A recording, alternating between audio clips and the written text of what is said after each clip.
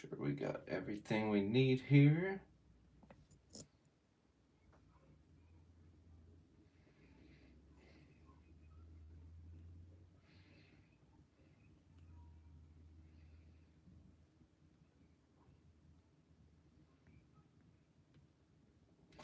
Add options.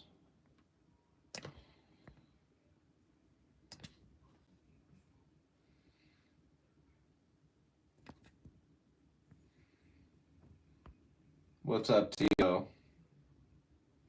Yeah, I got to get this guitar ready. The Solar. I'm thinking though. I there's a huge freaking snowstorm that has been going on my house. It stopped. I guess I wouldn't necessarily call it a huge snowstorm, but it was definitely big enough of a snowstorm. Getting the guitar ready. Yeah, my brother. This one, the strings, I didn't change the strings in this one that long ago, though, you know?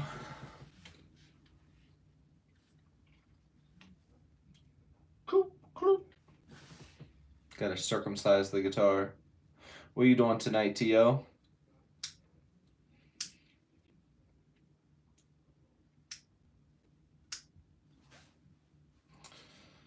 I was gonna set up a poll.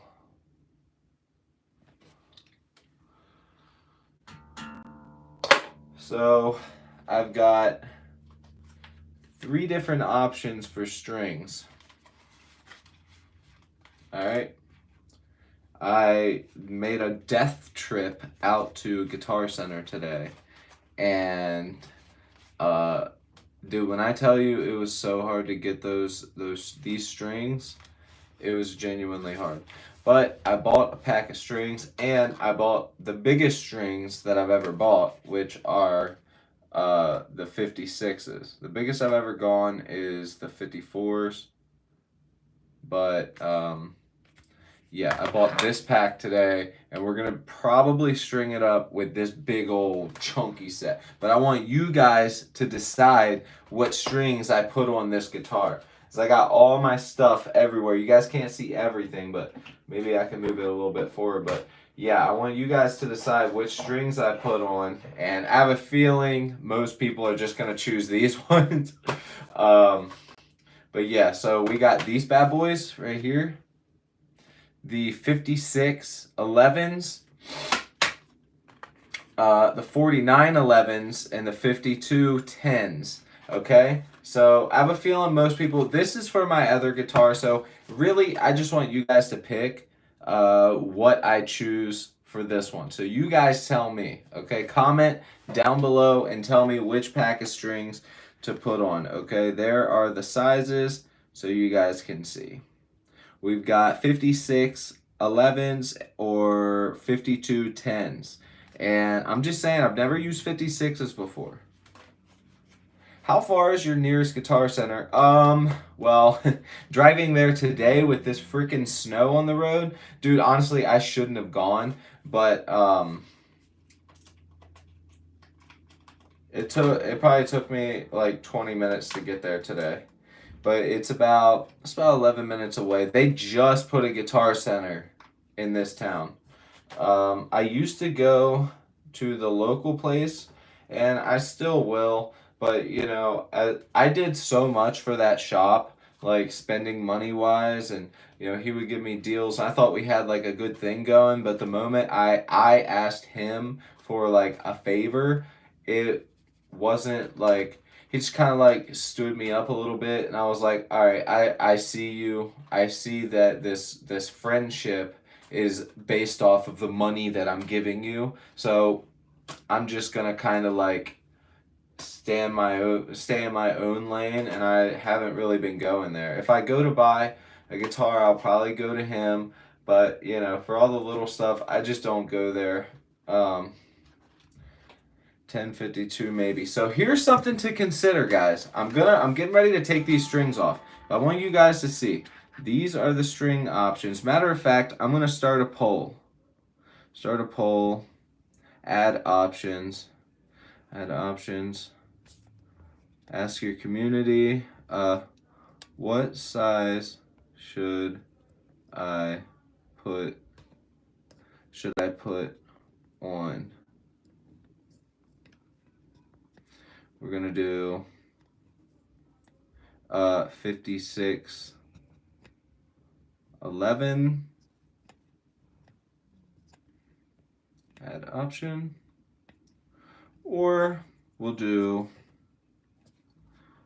50, it's 52, right? Yeah, 5210. So I'm adding a poll right now. So everybody here, all they have to do is click what they want me to put on, and it'll be that simple. I don't know why this yes and no are there. I don't want the yes and no here, and I don't know how to get rid of it. But, yeah.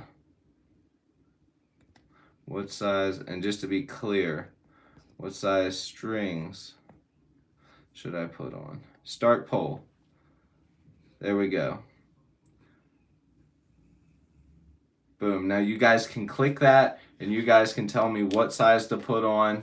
I also have these 4911s, but that is for my guitars that go in E standard and half step. So none of that. There's a poll down below. Tell me what size. Vote. I'm going to go ahead and take these off. Right now, actually what I have on there is, I believe, the 5210s.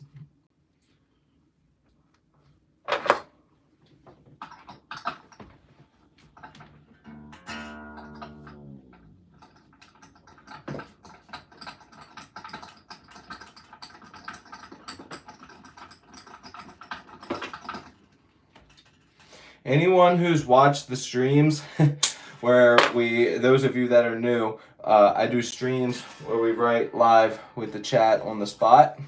So those of you that have not seen that before,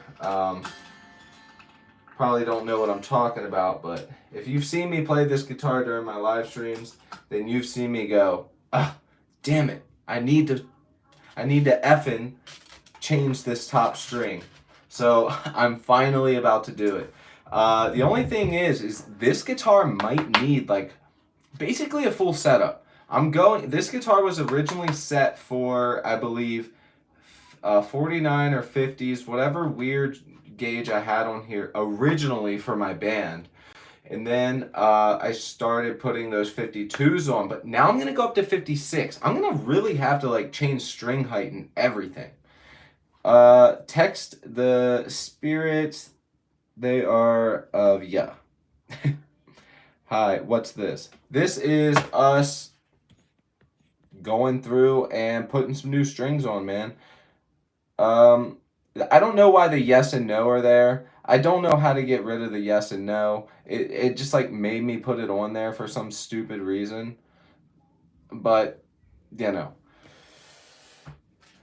Keep in mind though, before you put in your vote as well, this guitar is going to be within D standard, drop C, and I want these strings to be just big enough to be able to go to B standard or drop B if I want to, okay? So let's go ahead and get these off. How's everybody's day been going, man? Is it snowing on anybody else? I live on the East Coast, so I don't know if it's been snowing on you guys anywhere else. But the snow was crazy when I was out of town here back home, but it wasn't as bad right up the road 3 hours where I was at in Pennsylvania working, so I don't know. It was weird. T-Wags, what's good? I haven't seen you in a hot minute. Where you been?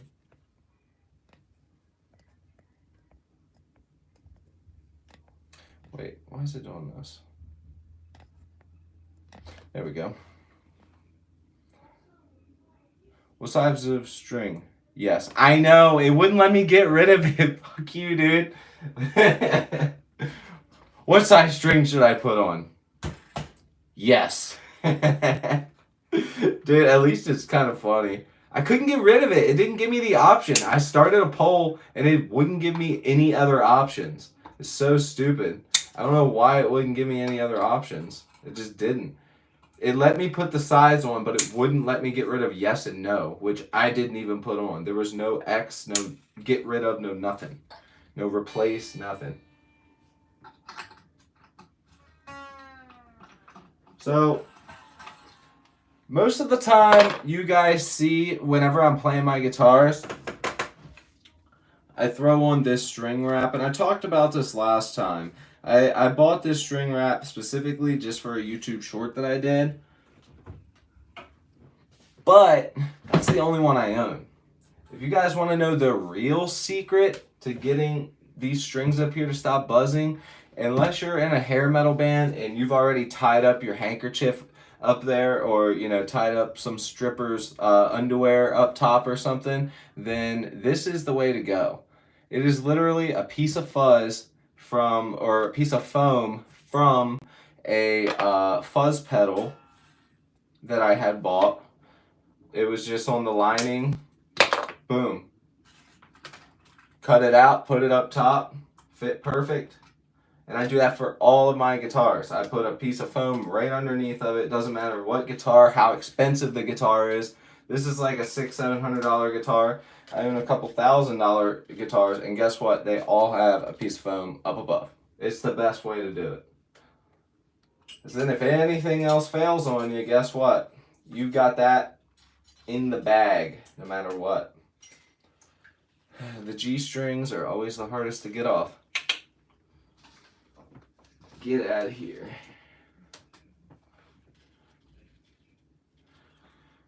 All right. And all right. Have any of you guys ever seen the Diodario? Thank you, T-Wags.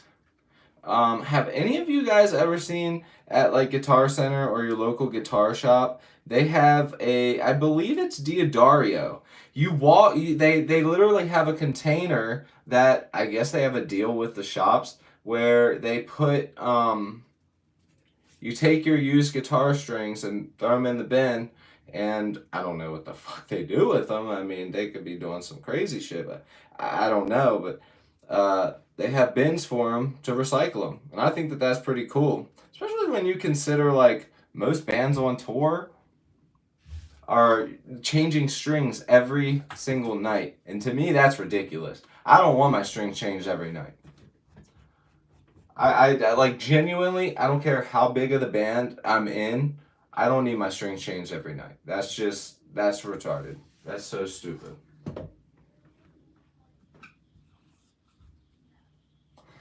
Alright, so obviously we got everything off. And those of you who don't know, this is my Solar Type S. Correct me if I'm wrong. I can't remember. I bought it so many years ago, and I've been too poor recently to look at any guitar, so I can't remember what any of my shit's called. Oh. There we go. Look at me, dude. I'm like fucking, what's it, Wolverine from X-Men, dude. If I was Wolverine, this is how my claws would look too. Just fucking stupid. Your boy Justin, Jesus is King. Hallelujah. Hallelujah, brother. Yeah, I don't think these ones are gonna twirl, man. Hallelujah in the house. Let me get a hold, yeah, for Jesus. I'm just goofing. Alright, so let's get this dusted. Got my girlfriend's, the wife's makeup brush.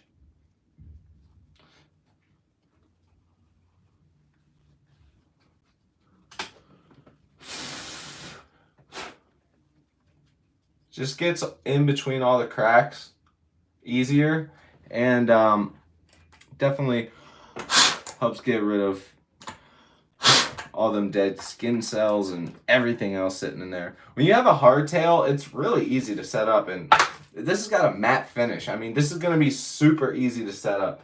The only thing is going from 52 to 56 when I originally set this guitar up for 49s.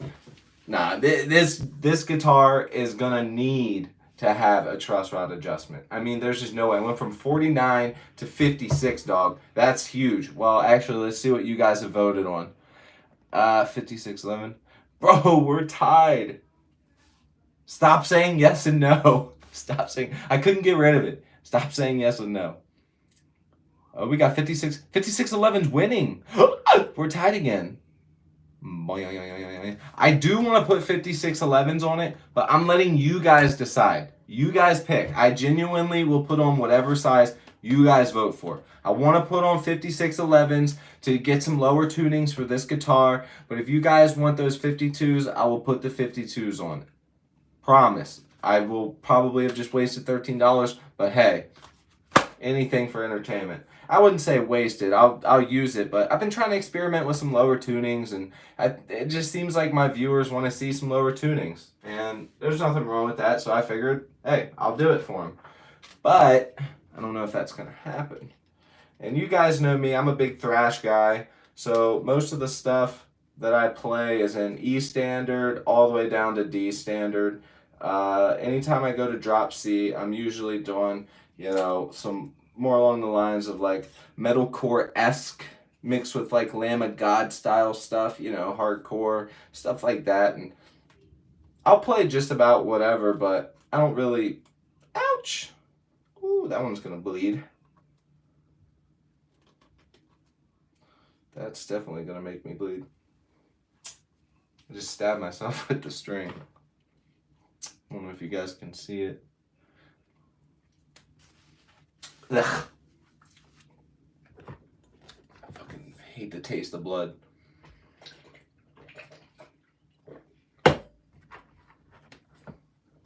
I remember, do you guys ever remember those weird ass kids in school that used to be like, oh yeah, I like to taste the blood? I'm like, what? No you don't, shut up.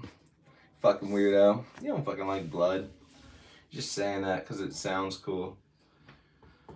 Alright, so it's a matte guitar. I mean, I don't know what to do. I'm just gonna wipe it, but let's go ahead and do the neck. I did do this last time. I showed you guys how to do last time, but if we got any new people in here, of course, I'm gonna show you guys how to do it. So let's go ahead and start with that. So right now we're gonna use my polish, my fret polish. And this would be the perfect time for anybody who's got questions, concerns, or you want to make fun of me, tell me how dumb I look, how stupid I am, my tattoos are gay, I'm a retard. Anything that you want to tell me, comment below, let me know. This would be the perfect time to do it because this isn't super, hyper-focused and needed to be hyper-focused, I guess I should say. So if you guys got any questions, concerns, go ahead and do that. Juice Wild. Hi. What's up, Juice World?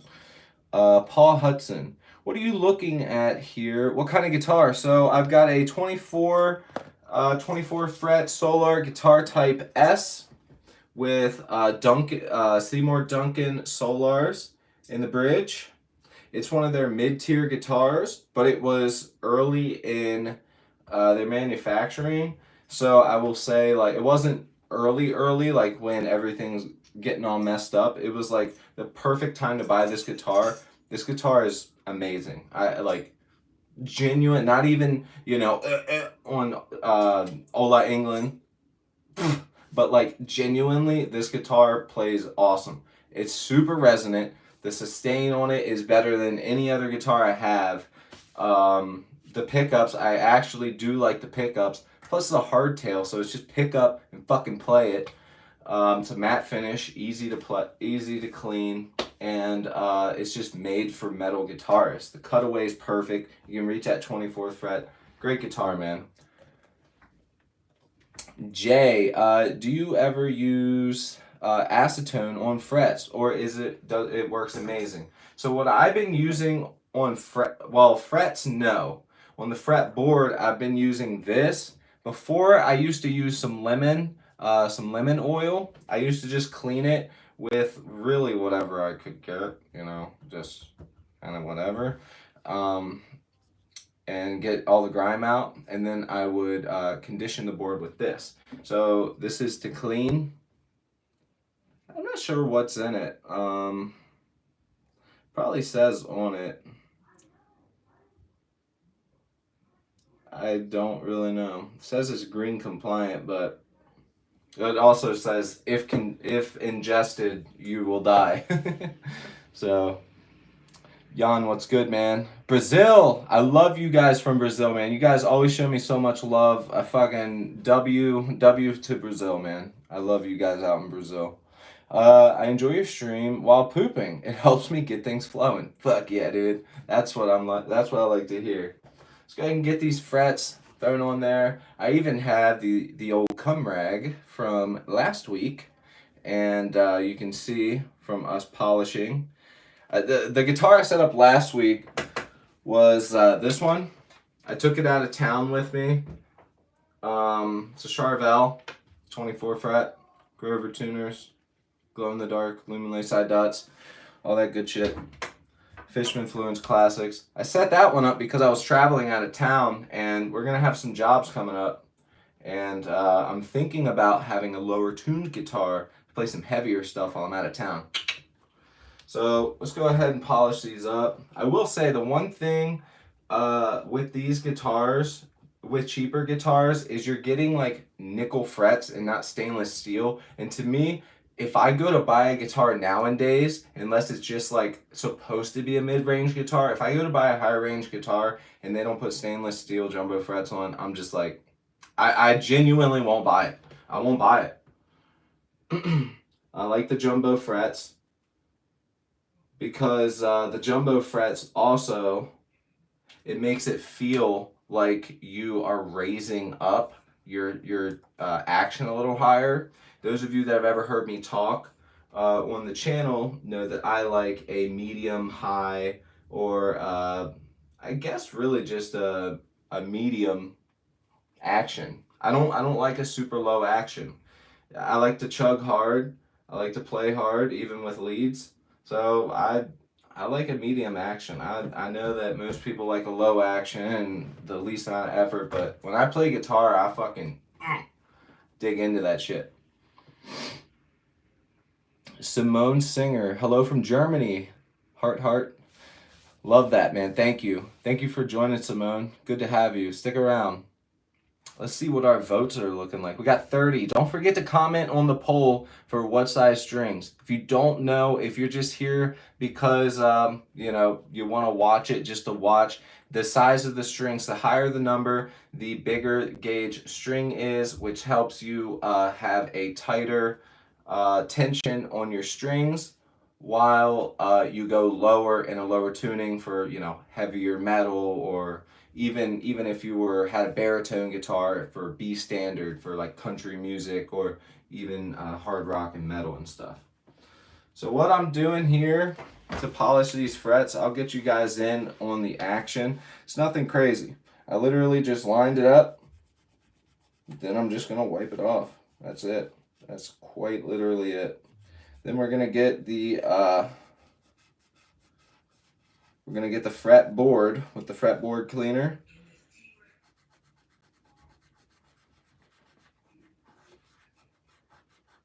And you know, I mean, look at that. Now, obviously, the chemicals within the cleaner are doing the thing and making the metal have that color and that smell, obviously. But there is some grime, and you know, it just helps polish it.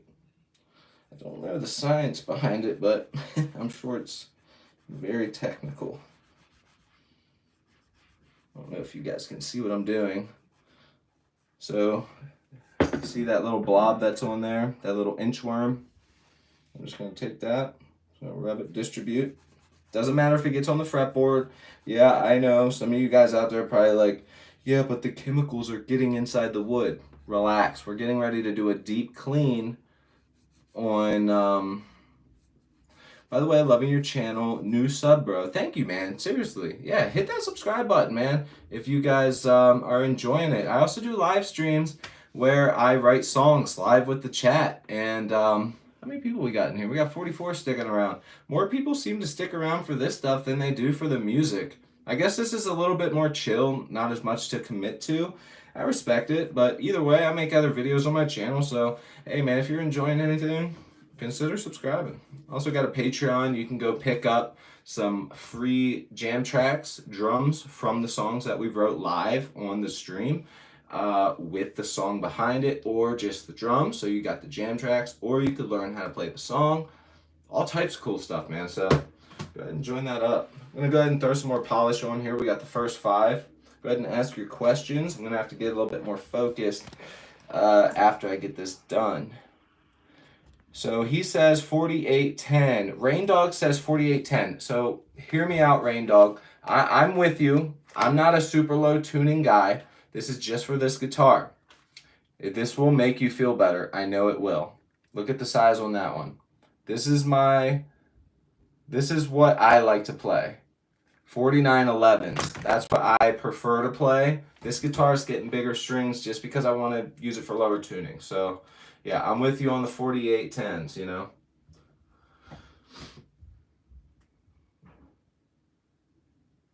So we're gonna throw a couple more inchworms on here.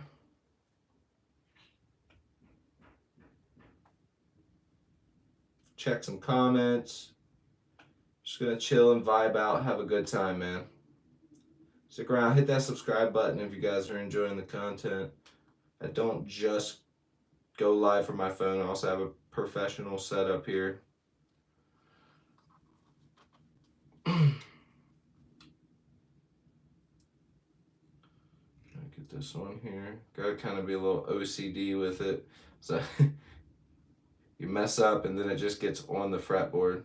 I went ahead and did every one. I've never done this before. Hopefully it doesn't just scrub everywhere. That would be kind of annoying. T.O. Goddamn. Good evening from Russia. Welcome from America. Jeremy, what tuning are you going to set this up in? C sharp standard? So I was actually thinking, if it goes with 56, I want to do it so that it can be C standard. Like Black Dahlia Murder, to get that type of vibe there. New sub, just watching and learning. That's exactly why I'm doing this. I'm going to show you how I set up this guitar 100%, okay? So you're going to learn just about everything. All I've done so far, you guys, is take the strings off, wipe down some dust, and now we're polishing the frets, clean the board, deep clean the board, and we're going to go through and start stringing up and getting everything ready. Because then comes the hard part. With that said, where's the rag? This fucking knife in my pocket is getting on my nerves. Yeah. My inner child loves having knives. I always have a knife. I have a knife in every room of the house. I'm not even kidding. Like, I just love knives.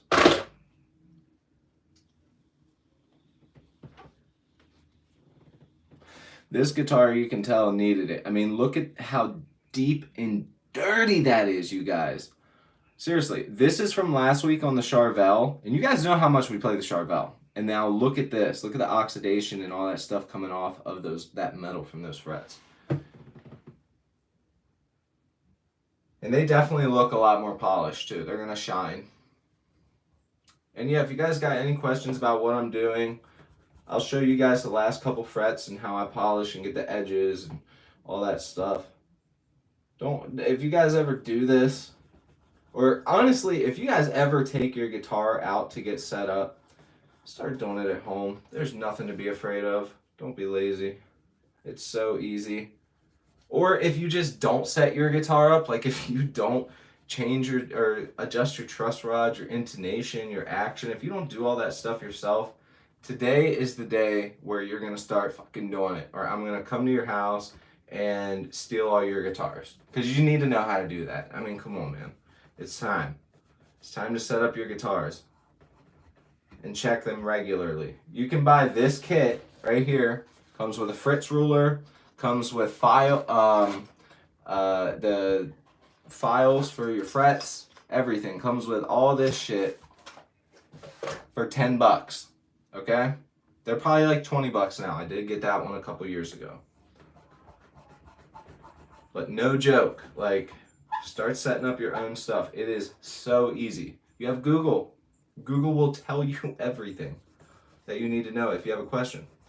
Come back to this video. Maybe I'll make timestamps later on.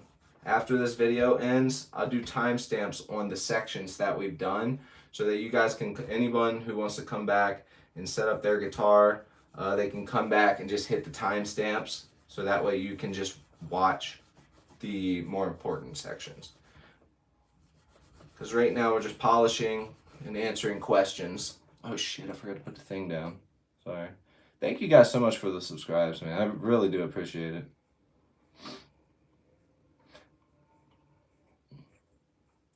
Let's see. Michael Johnson, how often do you do this kind of cleaning and setup? Every time I change the strings. Every time I change the strings. I'm going to extend it a little bit just so you guys can see what's going on. Yeah, anytime I do this, it's every time I change the strings or every other time. There are times where I just did it and I'm like, I break a string and I'm like, shit, I might as well just change the whole set. And I just change the whole set, give it a little wipe down, wipe the body, dust it, you know, make sure that everything's dusted. And yeah, you guys haven't even got to see the carnauba wax yet. I usually, on any guitar that's polished, I bring out the carnauba wax, and that prevents scratching. It can prevent from sun aging. If your guitar sits out in the sun, your guitar will yellow a bit because it's coated in a system much like epoxy, which is what I do for a living. So you see how this is matte, this is glossy, this has a finish over top of it. Most of those, especially in older guitars, they begin to yellow. And they will yellow. I actually have a Strat I'll bring up here. It's from 1995, year I was born, which is the reason I bought it. It's distressed, it's beat to shit. I put some new pickups in it. The thing's a beast. I've made it a pop punk machine, actually. So it's a 1995 Mexi Strat with a coil tap and a dB boost. I don't know how that works or why they had that in those guitars, but it's actually a very hard guitar to find online. Like, if you search that serial number, make and model, all that stuff, you cannot find them anywhere. Like, it's kind of crazy. I'm not saying it's rare and worth a bunch of money. I'm just saying, like, you can't find them anywhere. He said low to maybe B tuning. Yeah, so it's gonna, I want this guitar to be like C sharp standard would be good because then I'd be drop B. So we'll see how it goes. I mean, 56s are big, guys. Like, I know most of you guys like buy big strings just to buy them, but like I take my time and go up. I don't do 56s for drop D. That's fucking ridiculous. That's insane. You don't need 56s. 52s for drop D is the perfect, especially for a 24-inch scale length. I don't care what anyone says. 24 fret scale length. Name 10 underground bands or you're a poser. Let's see here. Enforced. Speaking of Force, Mind Force, Power Trip. I guess Power Trip's not really underground anymore. But we got Pest Control. We got, I don't know what to consider underground. Let's see here. I haven't been finding any new bands recently. I guess Skeggs, Hell Fury, Risen. Oh, what's the death metal band? You guys need to check these guys out once I name them as well. Fuck, what's their name? Son of a bitch, I can't remember. Great death metal band just released an album and I can't remember their name. I was just listening. Oh, I almost just remember. It starts with an M. Fuck, Molder. That's what it is. Molder. Damn it, I think I'm a poser. Do I got any cheats in here? No, I have no fucking cheats in here. Fuck, I'm fucked. Damn it. This is hard when you're on spot. Let's see here. How about this? We'll name some Australian bands. How about that? Good Dogs or Good Doogs, and let's name one of my favorites. Actually, let's name my favorite Australian band right now. I really like Good Dogs. They're so good. Skeggs was actually one. Hmm. I don't know. Who do I have more of my listeners? If you guys like the Fat Wreck listeners, if you guys like the Fat Records, like no effects sound and stuff, you guys gotta go check out Hell Beach, okay?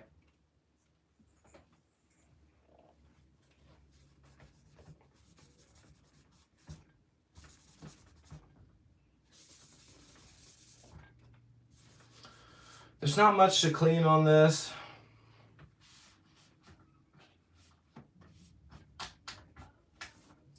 I think the tuner pegs may need a little tightened. That one definitely, that one's good. Yeah, two of those need tightened. We'll get to that here in a minute. Turn this fan on. There we go. If the fan gets on y'all's nerves, let me know.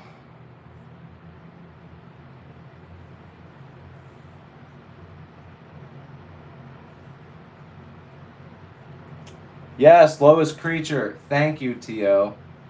Lowest Creature. They're one of my faves actually. They're one of my fave. They're from Sweden, I believe. Yeah, they are from Sweden, I think. Alright, we're going to go ahead and clean the fretboard now.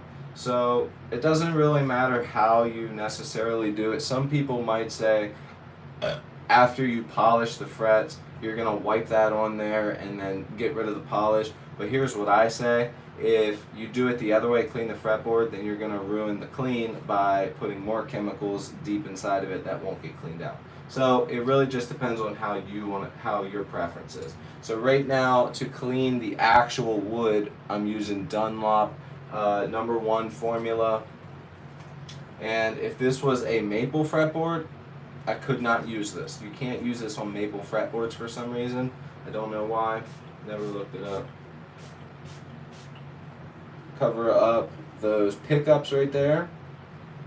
One more spray there. Some got on the guitar. Just wipe it off real quick. It's basically like, it smells like a doctor's office, almost. Like, you know that real clean, like sterilized doctor's office smell? That's what it smells like. So I'm going to take a clean part of the cum rag. I'm going to go ahead and just wipe this. This really does clean it good too. When I say it cleans it good, I mean it really cleans it good. Look at that. See that brown there? That's just from cleaning. I'm going to get some elbow grease into this. Throw some elbow grease into her.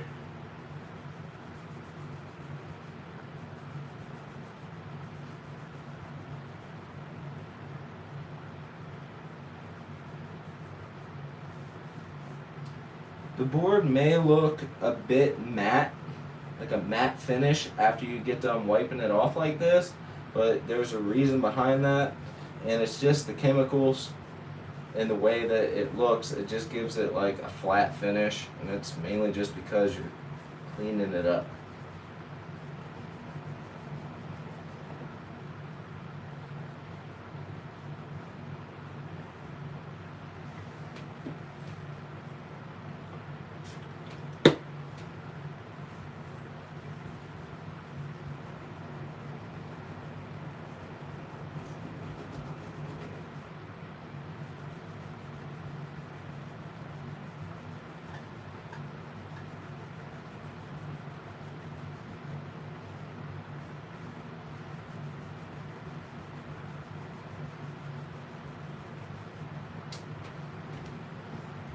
I got a question for you guys as well.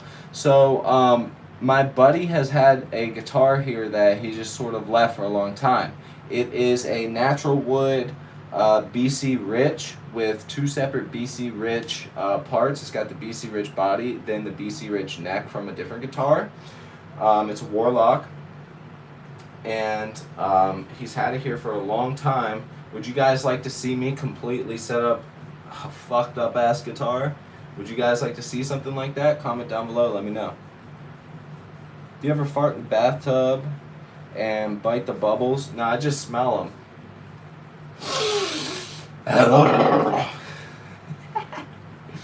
Alright, we're good now. Fretboard should be nice and clean. You can always just double check over, make sure you got all the grime that you want to get off. It's really not too much on this one. Just a little bit in between this fret right here. Actually. But I would only really worry about something like that if I was doing this guitar for somebody else, because I'm the type of person, if I do something for somebody else, I typically do it better for them than I would for myself. I don't know, I guess that's just my personality. Maybe I should stop caring about other people more than myself and, you know, be that fucking guy. Be that guy that's like, nah, fuck you, bruh. Okay, so we are officially done. This is what the tube looks like for my frets. Okay, this is what I clean the frets with. It's got that nice little gold top on it. Man, those of you guys that weren't here in the beginning, I was in a fucking snowstorm today, driving in the snow to get these strings. So literally just so I could do this. Like, I'm not going to show you guys out front of my house. I'm not getting doxxed, but look. Don't believe me? Just look up weather in Maryland. Okay? That's all you'll get. It snowed bad, and I was driving in it, and just to get those strings from Guitar Center. I walked in, he's like, hey, we don't accept your kind here, and I was like, I haven't seen him in a while. It was somebody I knew. I was like, what's up, dude? I'm like, I'm getting in the fuck out. He's like, what you need? I was like, some strings. He's like, you want a $2,500 guitar? I was like, $25? I was like, sure, I'll do it right fucking now. I don't care. I'll flip it. He's like, no, I said $2,500. I was like, oh, fuck no. I'm good. $2,500 acoustic?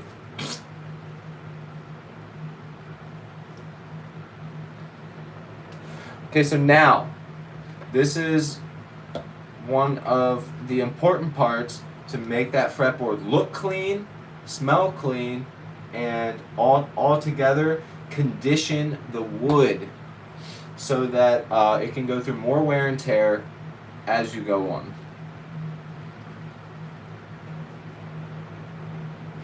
Don't lose your integrity, bro. It's about to snow here in Louisiana. How crazy is that? Yeah, that is fucking crazy. Dude, I shoveled my driveway and there's like 2 more inches. I shoveled it when it was at like 5 inches. There's like at least 2 more inches over top of it that I can think I see there. So it didn't snow like that much stuck because it was 40-something degrees the day before, but then it fucking went bananas and dropped to like 17 degrees Fahrenheit here, and we got shit ton of snow. I was not expecting it. I was like, oh, that's just flurries. And then the snowflakes, I'm not even joking, they started getting like this big. It was ridiculous. 8 inches, right guys? Right fellas? 8 inches? So check it. This is one of the cooler parts, more satisfying. So I wonder if you guys can see that there. So what I'm doing is I'm taking number 2, which I'm taking number 2. I'm not good with words. So we do Formula 1, clean the fretboard, no maple fretboards. Also, Jeremy, I appreciate you, man. Thank you. I appreciate that. I'm not going to lose my integrity. Honestly, at this point of doing YouTube, I probably would have by now if I was going to, because I mean I'm at 1,500 subscribers and I feel like I bust my ass on my channel and put a lot of work into it, and you know, not saying that I'm unappreciative to 1,300 whatever subscribers I have right now are, but you know, it's like you would think with all the stuff I put out, YouTube would throw me a bone every once in a while, but they don't. It's funny how the more simple and basic stuff like this, see that shine? See how it starts to shine up that board? It won't stay that shiny, but it does keep it shiny. They say to leave it on anywhere depending on how dry your fretboard is. You'll notice as it dries, it'll start to look regular again, but that's the reason for conditioning the wood and why you should keep up with it. So that way the wood stays good, it doesn't dry, it doesn't fray, it doesn't crack.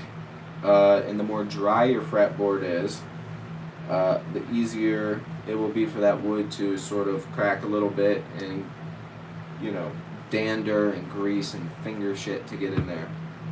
Look at that shine. Lightning McQueen. Yeah, that's pretty good. I like that guy. I like you, Ism. What's good, man? Fucking, watch this. Ka-chow. Ka-chow. Sheesh. You can fit so much spaghetti in this bad boy.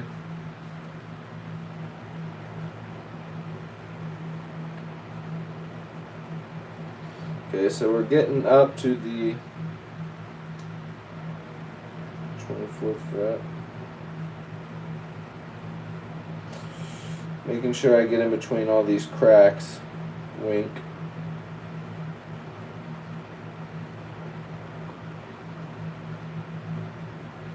Okay, now all we're really going to do is let this sit. So if you guys got any questions, go ahead and ask. This will sit for about 1 to 2 minutes. And as it dries, so you can see around the edge of that first fret there, see how it's starting to dry around the edge? Must have been a little dry. So we're going to go ahead and hit that. Get up here a little bit as well.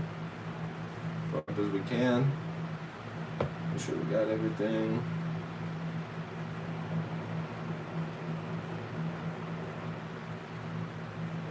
I think that our fretboard was slightly dry. But it's also been a while since I've changed strings on this. Been very busy, trying to stay busy with the YouTube channel, and the live streams take up a lot of my time and a lot of energy, to be quite honest. But I do them because I love all the people that join the live stream. So to all of my regulars, I love you guys. Are you Midwestern? No, I'm way East Coast, baby, by the ocean. Wait, that's something we need to do. YouTube, creative. Yeah. Throw creative effort a bone. For real though.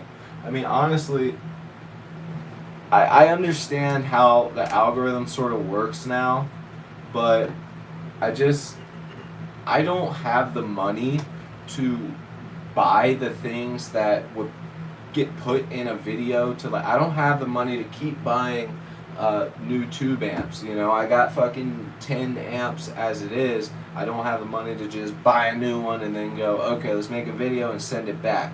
I'm trying to build my channel off of you know, me, the things I like, the things I can do, which isn't all the things I like. And maybe once Sweetwater, you know, I get an affiliate link or something at some point, I'll be able to get stuff sent here and try stuff out. Maybe even new stuff that isn't released yet. So we're going for it. We're going for it.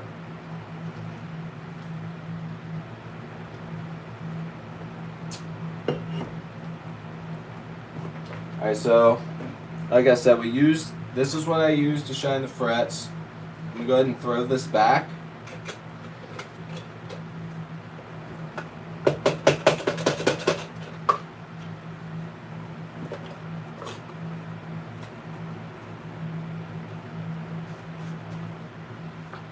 You can hear the pop too. I think this one pops. Yeah.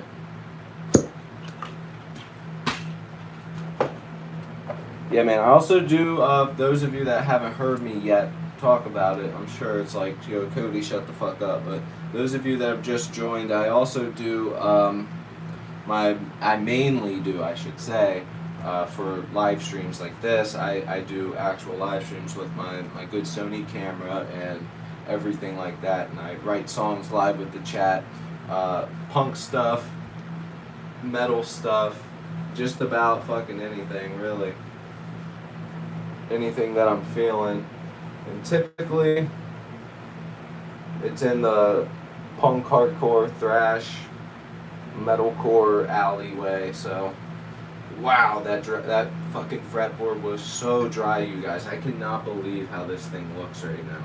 I did not think it was that bad. I guess I have sort of neglected this guitar, so to speak. I haven't necessarily neglected it in the way of not playing it. I've been playing it like crazy, but because I've been playing it like crazy, I haven't been able to give it the attention that it's needed for like a few months now. I don't know how some guys that play guitar are like, hey, let me not clean my guitar. Let me not put effort into it. Like, did you not spend your money on that? I mean, come on, man, what are we doing here? Show some pride in your guitar. I don't care if it's sticker bombed, it's supposed to look like shit. Set that thing up to sound nice. Just because your guitar's supposed to look like shit, for that aesthetic, doesn't mean that it has to sound like shit. Put that on a poster. Mr. Toast, the irony is making a guitar neck piano black. Yeah, well,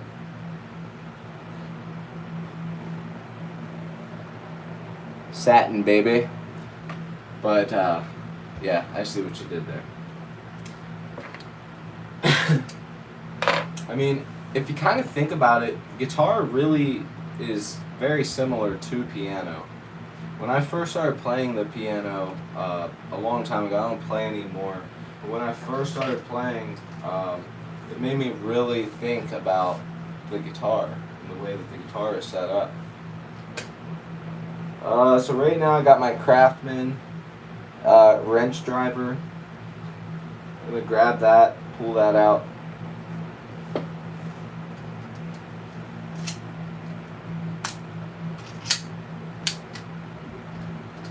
I'm going to put a Phillips bit head on there. What I'm going to do is I'm going to check any of the stuff down here that may need tightened. So I'm going to show you guys how I do this. And I do this every single time I change. So watch. This is something that all of you should be doing. You should be checking this even if you're one of those guys that likes to leave your strings on for a fucking year. Okay? You should be doing what I'm about to show you.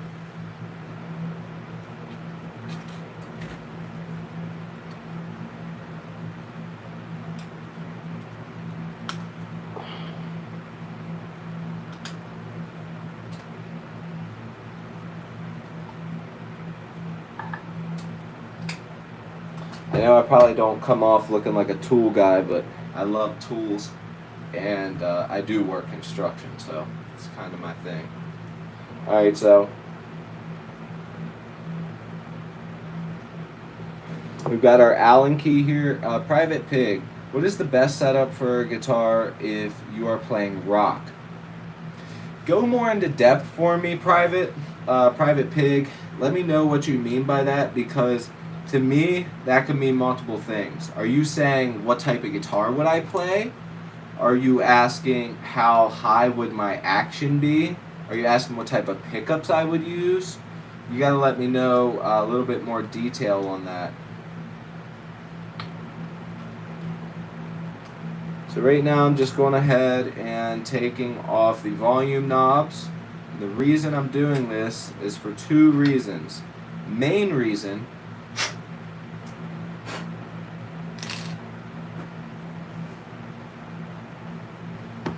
I don't have my Leatherman on me.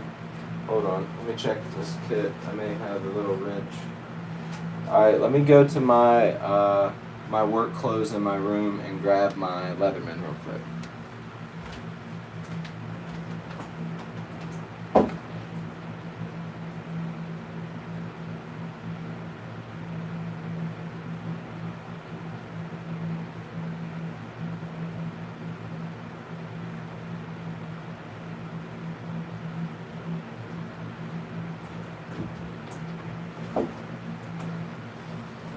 Alright, so any of my fellow men out there, by the way, so this is a name brand Leatherman, right? Okay, you can see I obviously go to work with it. I do epoxy, I got shit all over it. It's not in the best of shape. But this is my backup, okay? It's a mossy oak one. These are usually about $100 on Amazon, right? Check this out. This one's assisted. For all my dudes out there, alright? It's got all, the knife is sharp as shit. in this one. I actually was cleaning my spikes one day. We wear them on our feet so we can walk on the epoxy on the floor. I was cleaning the spikes and I came back and I just touched my finger and it sliced into my thumb deep. This motherfucker is sharp. These are usually $100. These go on sale for $25 on Amazon. You're welcome. With that said though, let's go ahead and take this one. Let's clean around our knob and let's tighten our volume pot. I know that the volume pot is not scratchy, so I don't have to worry about taking it out and checking anything with that. It's fine. And I'm so scared to mess with my guitar for fear of making it unplayable. See? I'm glad you said that. You cannot be scared about that. You gotta stop that, dude. You gotta fucking stop. Because at the end of the day, guess what? There's YouTube videos to where you can get it right back where you want. And guess what else there is? A couple dollars to take it to Guitar Center and ask the guy, what did I do wrong? Because at the end of the day, it's not that hard. You know what else you can do? Click on my name right above or below, wherever it is on your screen. Click on my name. Go to the Discord, join the Discord. If you got any questions, give me a shout, or anybody else in the community in my Discord. Ask them, what the fuck do I do? They will help you. They're all great people. And yeah, they'll know why you're there. With that said, this knob is good. So we're going to go ahead and throw the volume knob back on. Doesn't really matter the direction. I always like to put it on so that when it's full blast, my Allen key will be at the bottom. That's just the way I like it. I don't like seeing an Allen key when I'm rocking out. Although if you think about it, if you play big stages, your Allen key would actually, or I'm sorry, your screw here would actually be down and the crowd would be able to see it. But I don't want to see it. I don't have my guitar for the crowd. I play music for the crowd, you know?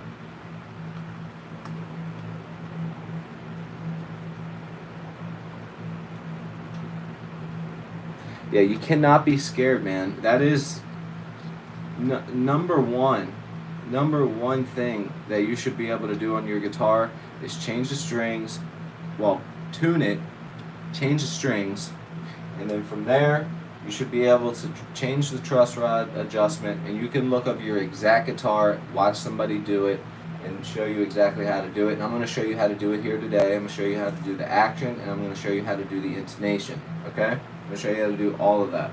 So stick around. You're going to see the only thing I've done so far is clean the guitar, polish the frets, clean the fretboard, and dust it off a bit. We're going to add strings here in a minute.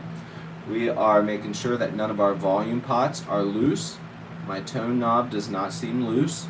So honestly, I really don't want to take it off. I don't think it needs it. My 5-way pickup switch. I'm going to just check these screws on here. Make sure that they are tightened.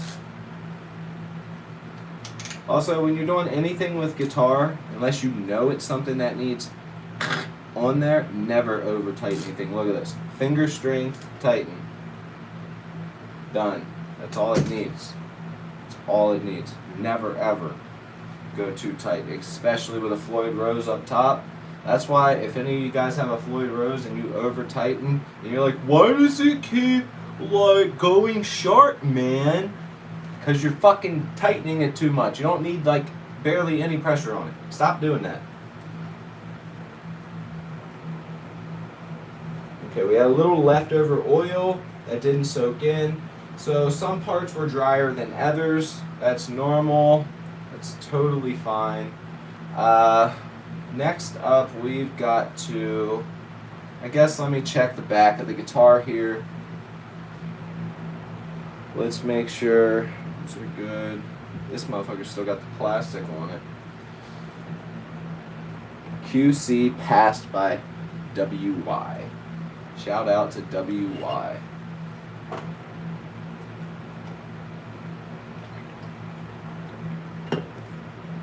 Gotta grab one more thing. Be right back, y'all. Stick tight. We're about to put the strings on.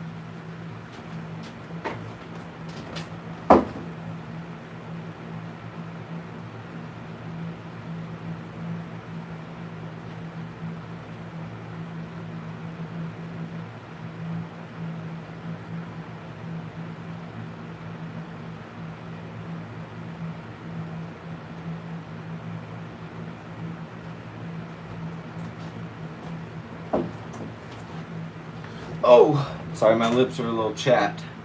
I had to throw some lipstick on, bitches. So yeah, again, this one is the Mossy Oak with that spring assist. Thing is great. It's normally like $100. It goes on sale for $25. Go check that out if any of you guys are interested. Of course, Leatherman name brand one. This motherfucker is always going to be $120 all day long. Sucks, is what it is, but I know. For what I do for work, they're perfect. They help with just about a little bit of everything. Something I've never done on this guitar is check my strap buttons. So we're going to go ahead and check those. Those are good. Finger strength. Those are good. And we got our input jack right here.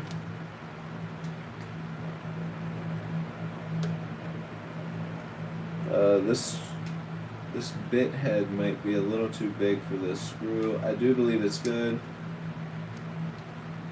It's a little too big. Let's change it. So typically, another thing that you guys might want to check out if you've had your guitar for a long time, and I'm so serious about this. This might be something you want to go see somebody about, but it might be worth it if you got the extra money to buy it. So buy a soldering iron. If you've ever got a loose jack or one that is scratchy and you just don't know why it's so damn scratchy, most likely your cable is coming loose. That epoxy dust. And you don't even have to buy solder to fix something like that. Just tightening up this jack a little bit. Always be careful when tightening up your jack. Sometimes it spins the wires on the inside, which causes it to become loose. So sometimes you're your own worst enemy. There are very few occasions when playing guitar that it does that. And as I said to, I don't know who it was, I think it was Novice Driver. Novice Driver. How do I get started playing guitar in a band? Try going on website and everything and nothing. You want to know the truth? You're not going to like my answer. Because most likely, if you already knew, if you already were in a band or have never been in a band, you would already be doing this. So you're not going to like my answer at all. But here's my answer. If you truly want to be in a band, you need to go to shows. You need to meet people that are in that scene. You need to bring that energy and that vibration around your life. All I got to say, though, is the motherfuckers that go to hardcore shows and punk shows are like this. They're everywhere and they will fucking do this to your back with a knife. Okay? So that's just my experience. Everybody is friends with everybody. It's a cool kid contest, and I want no part of it. Part of the reason I started a YouTube channel, to stay away from the scene a little bit. That cool kid contest kind of got me to steer clear of like the hardcore scene a little bit, especially in the Philly area.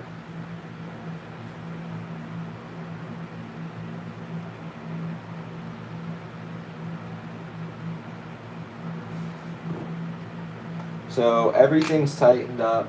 But yeah, that's my serious answer. You need to go to shows and you need to meet people, okay? Get on Facebook, get on Instagram.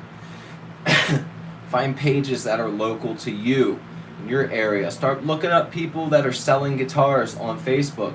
They might be in a band near you. And you might be able to say, hey, you want to jam? They might go, fuck yeah, dude, let's jam. You need to put yourself out there and stop being afraid. You just got to do it. You can't be a bitch. And I'm not saying you are. I'm just saying you can't be if you want to be a musician.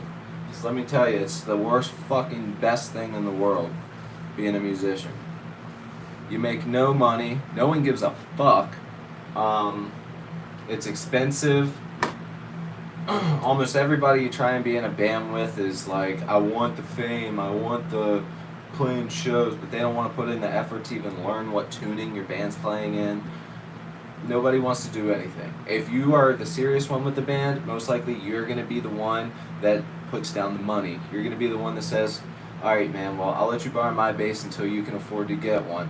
Be patient with those people. Because most likely, one of those people, one of those 5 to 10 to 20 people, are going to be your ride or die that you ride with musically forever. Take that from me. I've been doing it since I was fucking 16. I'm fucking 11 months away now from being fucking 30. So, been doing it for almost half my life, if you think about it. Wow. And I got nothing to show for it. Welcome to being a musician, my brother. Alright, so let's check the polls, you guys. Can you suggest one Telecaster which is budget friendly, please? Give me your budget and then I'll give you the suggestion, okay? Nakesh. Didn't Vector move to Philly? I don't know. The vapor's on fire. Fuck yeah, dude. Wee. That'll make like 10 people leave now. Bye, you guys. It was good to have you. Those of you that stuck around. Alright, so last thing before the strings. I'm about to check the polls. So if you are in here right now, vote on what size strings you want me to use. I have 49 11s here. We're not doing that though. That's for my E standard and my D sharp standard, or E flat. Okay? I have 56 11s and 52 10s. Okay? I want to bring this guitar lower, but I'm putting it up to you guys. It's completely up to you guys. Tell me what size you want me to put on. Let's make sure this one's just tightened at least. Show you guys what I'm doing. I'm just tightening this one up. We didn't take this one off. It felt good. It felt great. So we're just going to tighten it up. Again, finger strength. Don't go crazy with it. You don't need to go crazy. And that should be it for the Allen key. So I'm going to go ahead, put her back. Don't lose it. It's a small one. Trust me. They're a bitch to find. Then again, we got Amazon nowadays, so you can just go in there and buy this exact size.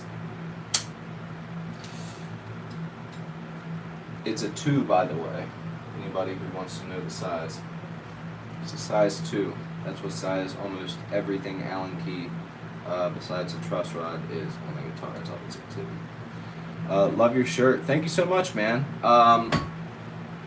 This is my buddy's company. I'm going to show you guys something special right now. Oh, I don't have my nice Sony camera up and running. But this amp right here is a 1950s tube radio converted to be a JCM 800, like a legit hand-wired JCM 800 by Black Cat Amplification, which is now Death Cap Amplification. The story behind that is pretty crazy with lawsuits and everything. Go check that video out after this live, and go watch the interview I did with my buddy Mike from Death Cap Amplification. He does Soldano clones, JCM 800 Fenders, Ampeg. He does all the good ham-wired stuff, and he literally just loves building amps. He will seriously make something work with you. If you want a boutique amp that's fucking unique and cool as shit, he'll even hand build you one. He made one with a working TV inside. It's a Bluetooth speaker, it's a Fender Champ, and it's a tube amp. I mean, come the fuck on.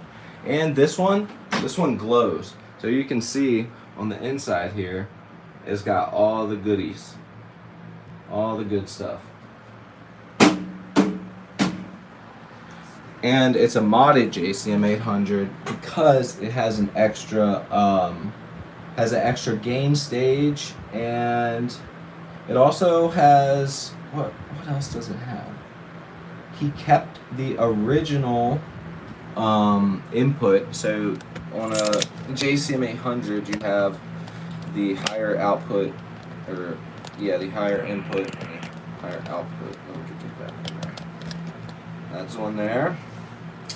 I used to own an amp and guitar repair shop. Dude, that's awesome, man. Death Cap is a great name. I know, right? That's what I'm saying. Like, he had to go through all the lawsuits and stuff with a certain big name amp company. Go check that video out. I'm not just saying that for views. There's only 60 people here. It's just, I think you guys might genuinely like it.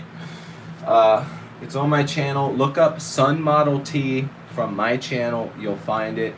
We demo his Sun Model T that he built a mini Sun Model T. It's a legit Sun Model T, and it's capable of acting as an attenuator to go into your amp, or I'm sorry, your interface, so you can fucking record with it like a modern amp. The dude's a genius. Go check out Mike. Love him. He's from the Baltimore area where I'm from. Great guy. Like, honestly, one of the nicest and smartest people I fucking know. Let's dust the back of this, and then we're putting the strings on. We gotta check the pole. I'm gonna be doing another interview with him soon, and another amp testing video like I did on the last one, except this one will be a little bit better with just the quality of the microphone. The only reason the microphone quality wasn't as great is because I didn't use 2 camera angles like I wanted to. I used one, and this camera I can only use one input for a lavalier mic, so we just kind of put it in the middle and went like that. It doesn't sound bad or anything, but yeah. Anyways, so let's check the poll. Let's check these comments and check the poll. Joseph, howdy. Howdy, brother. What's going on, man? Sub will check out your vids. Awesome, man. Check them out. I honestly think you'll like some of them. I think I put pretty good. I'm pretty confident in most of my videos. I don't just make a pointless video. Sometimes maybe some of them don't go as great as others, but hey, does every song you write, every riff you write, go as good as you want? Not really, but I think I make pretty good stuff, and I've been trying. So next, you're gonna want to be looking for a Squire Telly. Can you please suggest? Let me go back to your comment and see what you said. Because I told you to tell me, but I guess I just didn't see. It depends, like I said, it depends on what you're going to be playing.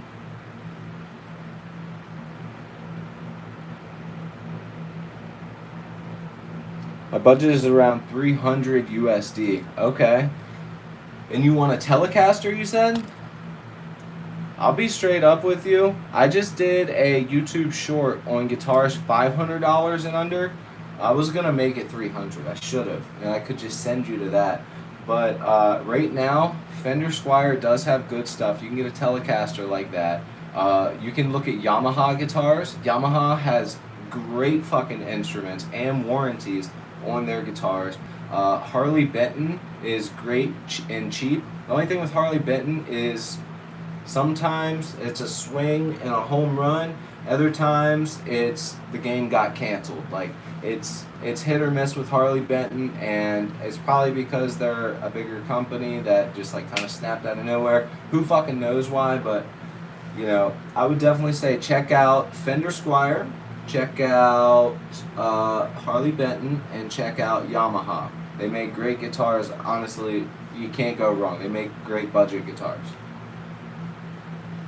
The only thing I would suggest is nowadays with guitars though, $500 and up will get you a pretty good guitar. $300 and below, you're getting into that territory of, not even really making it worth upgrading in the future. But if it's all you've got, there are plenty of options. Join my Discord. Click my name, join the Discord. Let's check this poll and let's get this going. Heavily appreciate you doing this. Yeah, of course, man. And for those of you that have just joined, I want to just let you know. Thank you. And thank you guys for all that have subbed. I'm sorry that I haven't seen every message. I'm really trying here. I'm trying to do the best of both worlds. It's very hard to do, though.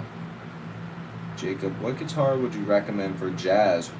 Well, see, I'm not much of a jazz guy, so if there has to be somebody else in this chat to suggest for that.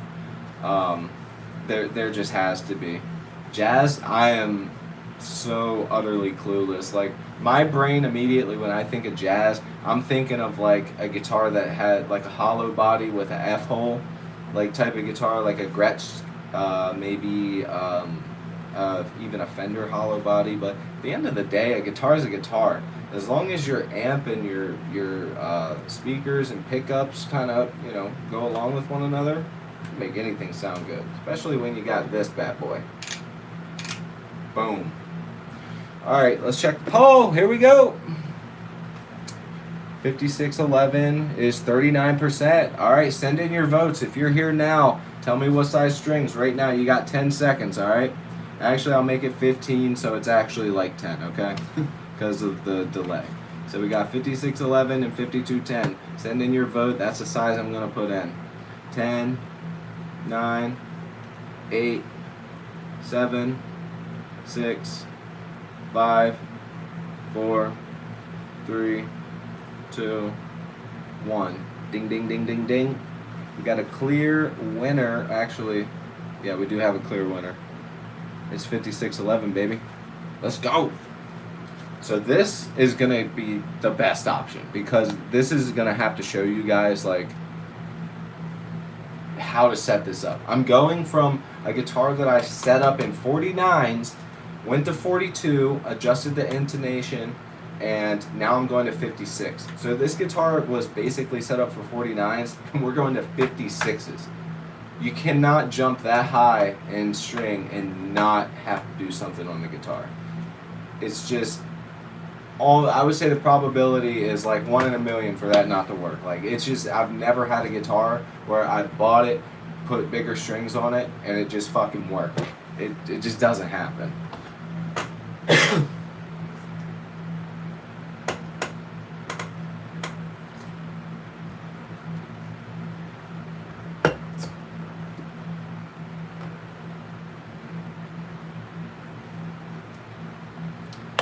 Alright, so we got, I've never actually used 56s before. I've used 54s. Never used these 56s though. I used to use 5210s for my band, my pop punk band. We played in drop C sharp, the happy tuning. I call it the happy tuning because you can make those easy chord riffs or like the pop punk riffs in drop C sharp, and it just kind of sounds happy. It's like, it's a very versatile tuning, to be honest. I don't know what it is about C sharp, but it just feels happy. I don't know. You can also make it metal. I'm just saying, but still. Let's go ahead and throw this back in here. Actually, we're gonna throw our old strings in here. Let's go ahead and get rid of those. So here's our old strings. Wind it up.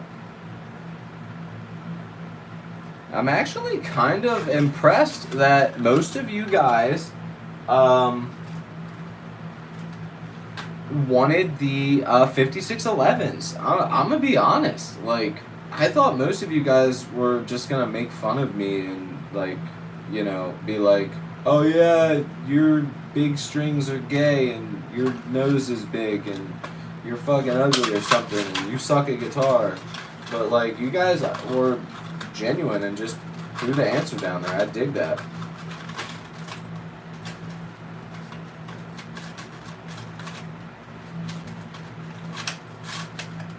This goes back in here. We'll eventually recycle these. Is there anything else? I don't think there is. Of course, this is the fucking little one that's sticking out. I stabbed my thumb earlier and it bled. Let's catch up with these comments and I'll throw them on. Hot chip challenge. Fuck no. I love hot stuff, don't get me wrong, but I've done the hot chip challenge and I'm good. What guitar would you recommend for jazz? Okay, we got that. Not gonna lie, I play enough random stuff.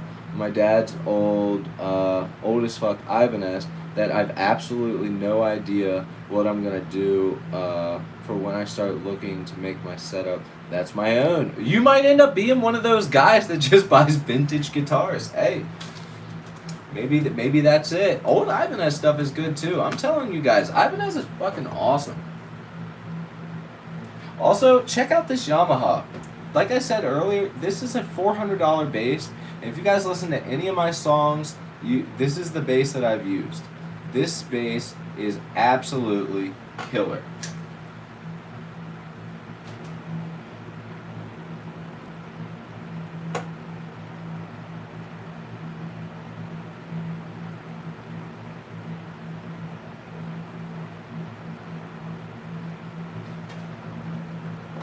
I've also watched some live performances of metal bands playing and seen them play that. I'm like, yo, that's my fucking bass. Like, no way. It must have a good rep, and I love it.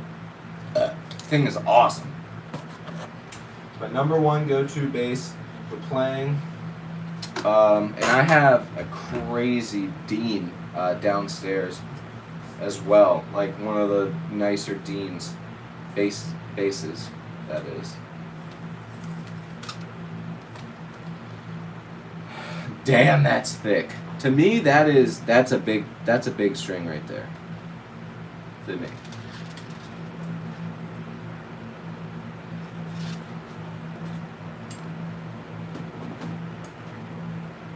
I mean, that is a thick ass boy.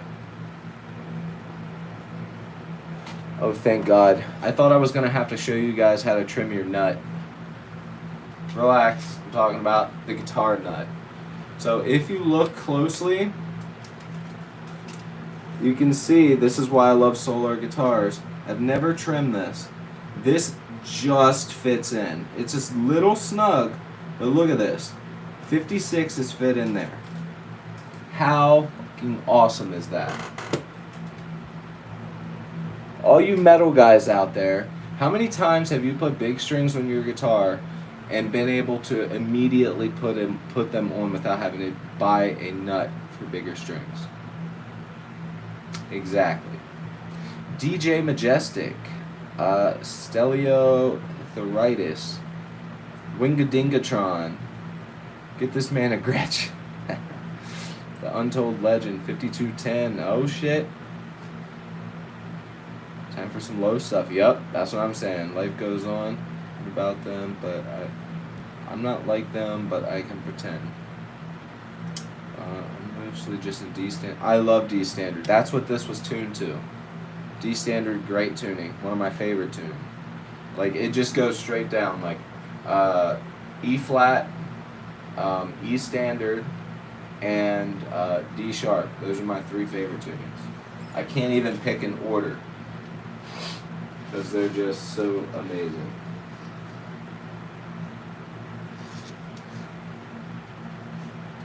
Alright, here's something I don't usually do, but I wouldn't be a good person if I didn't do it in front of you guys. Be right back.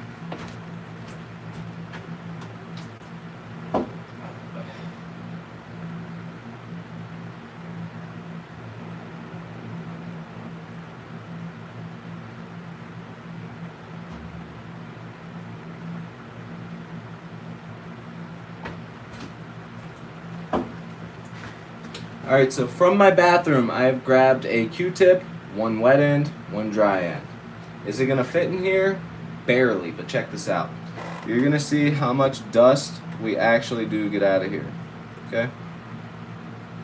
Because it's wet, you probably won't see too much of it, but you will definitely see the discoloration. Yeah, I can already see all the dead skin flakes and dust that's worked its way into this just from playing.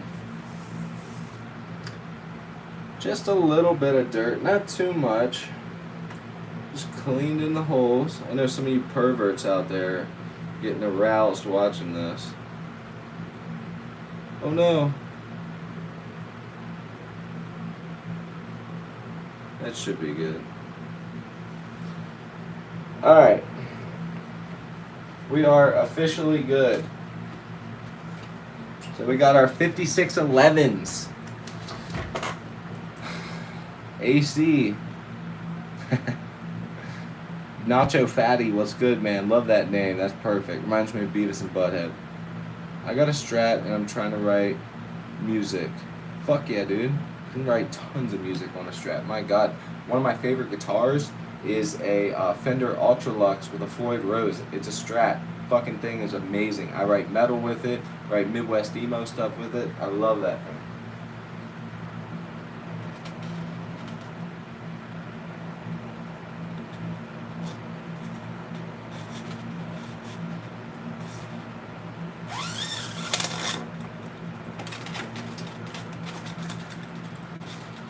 Especially with bigger strings, you guys, make sure you double check. Make sure you double check that your string is all the way through. I said this the last time I changed one of my guitar strings. Every time before I loop it through, I go like this. I tug it. Make sure you do the tug.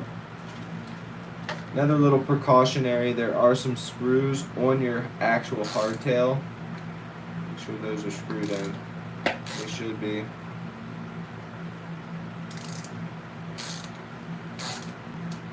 Those are kind of loose. What the hell? That's kind of scary. I never noticed that about this guitar. I guess if I really wanted to, I could always buy bigger screws and make it very tight in there, but I'm not a luthier, you guys. Just a guitarist who cares.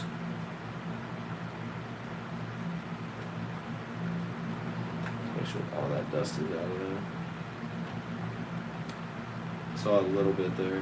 It's not really important, but like I said, if I'm showing you guys how to do it, might as well do it right. There we go. Everything is beautiful. Everything is nice and good. Time to move on. We got the one through. Let's put the second one through here. We got our A string.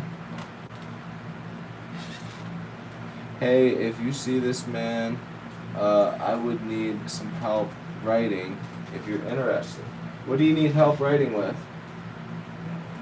Join my Discord. I stay as busy as I possibly can, and I've been lacking on my Discord duties just a little bit because I've been out of town for 2 fucking weeks on a work trip.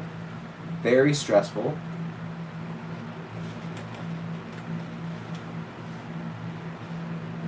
But there are tons of people in the Discord community. If you click on my name and join Discord, as long as you have a valid email with 2-factor authentication set up, you can join. Also, any of you guys that are interested in any type of donations or anything like that, if you guys are interested in donations, I want to tell you guys this before you guys do a super chat or something like that. Maybe all you want to do is a super chat. But I do have a PayPal as well, so you can use that. But I also have my Patreon, which has songs from my live streams where we write songs live with the chat on the spot with the chat's help. And I put just the drums in there, and I put the full song in there. So you guys can jam with the drums, make your own song. You guys can take that, do whatever you want. It's all there. There's free stuff, and there are paid tiers. So you guys can go check that out on my Patreon at Cody Barnett.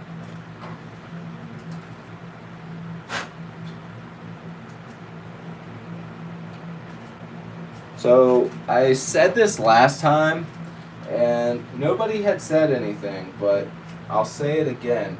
The reason I like to string the way I do, I take my clippers, take the string, I go up, and I mark the size of, I'll just show you.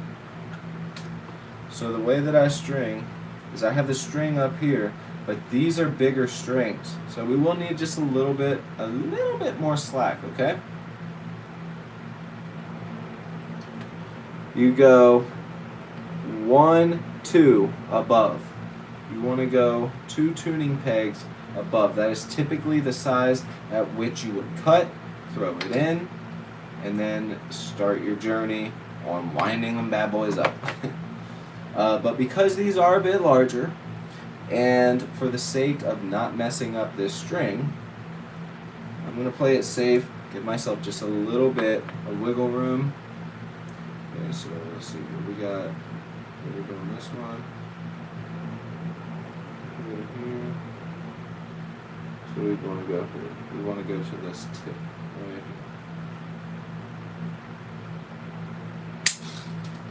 here. All right.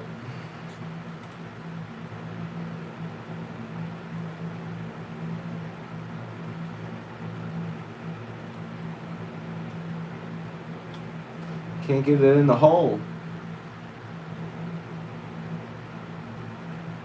Am I seeing things?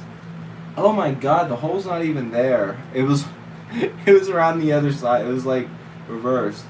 I'm such an idiot. I was seeing things because it's so like black computer against the black tuning peg. There we go. So now, what I'm going to do, I'm going to try and do this on my lap, but this is going to be kind of hard. Hope I don't drop the guitar.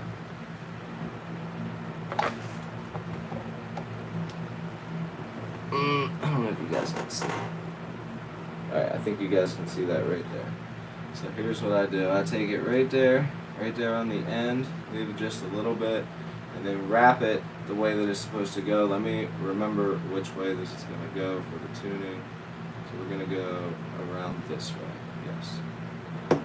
So it's a bigger string, so it's a bit more of a struggle, but we're going to take this, and I'll actually push the phone over here. After this one, I'm going to put everything back to the way it was. I'm going to take this, push, and go around. Damn, that boy is thick. That's a thick ass boy. Then we're gonna wrap it. Oh my god. Holy shit. That is actually hard to do with these strings.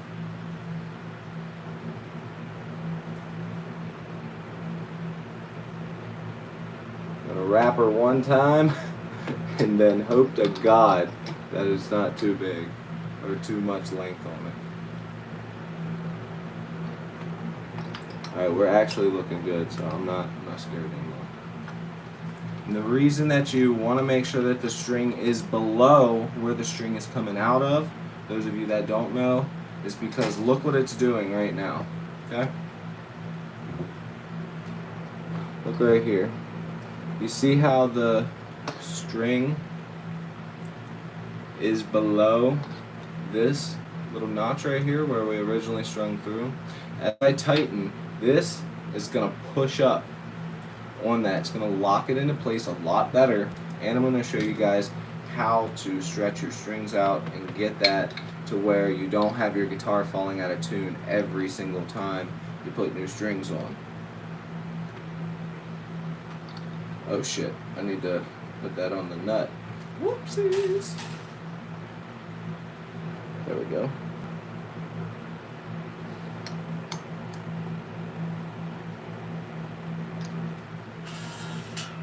That is good right there. Now look at that. We got a perfect little 1, 2, 3 bing bang boom.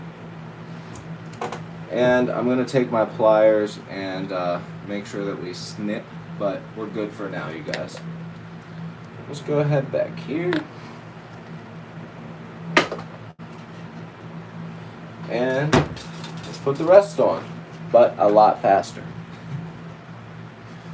If you guys got any more questions, go ahead and let me know.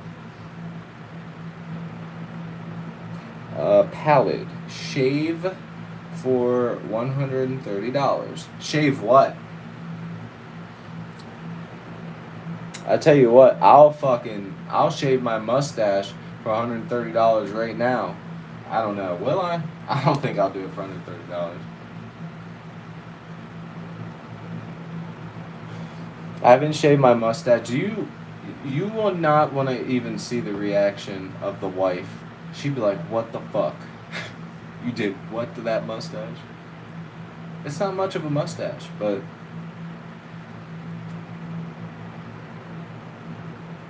listen, if he puts a number up there that I can't resist, I'm doing it. Your boy needs some bucks. I'm not willing to sell out my YouTube channel, but the stash will grow back. Although I genuinely don't think that he's gonna send any money, so I'm not even worried, honestly. Dude, that dude's probably not even in here anymore. Alright, so look guys, we're gonna go up 1, 2 frets. Remember how I said that? Put this here, a little higher up so maybe you guys can see a little more. On these guitars, especially for tuning stability, the neck, instead of just being straight like this, it will have that back bow like that. So that way the tuning stability kind of keeps the strings at an angle, keeps that tuning stability up.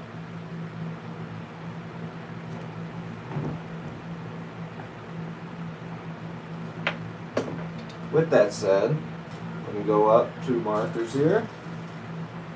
1, 2.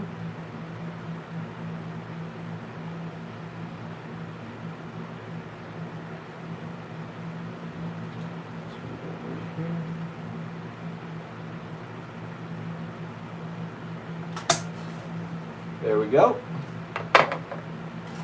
Dude, we got 140 votes. What do we got now? Still, we still got over 10%. We got 13% more on the what you call it. You see how I keep doing this?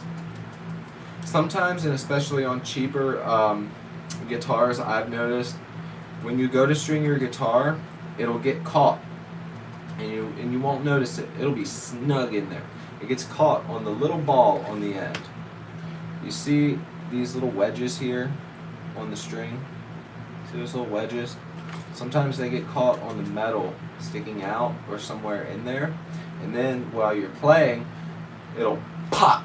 It'll bring it out of tune, and you'll have more string to wind up. Not much, but it'll bring it out of tune. You'll think you'll pop the string, and sometimes, in some cases, it will pop the string because all that pressure will unwind or break some weird portion.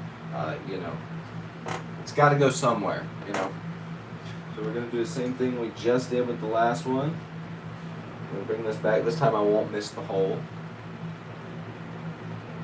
Nice harar. 3 magic number.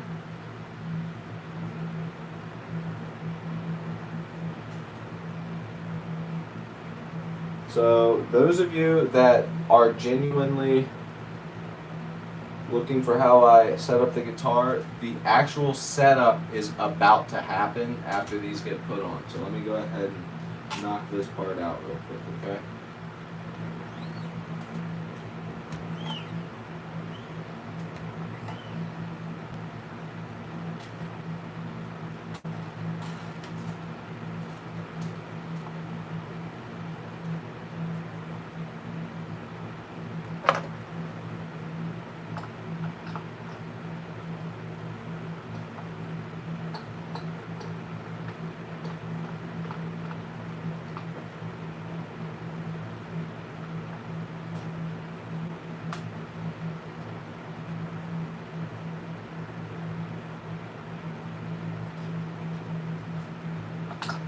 Always try and keep a little tension on your string as you're tuning up.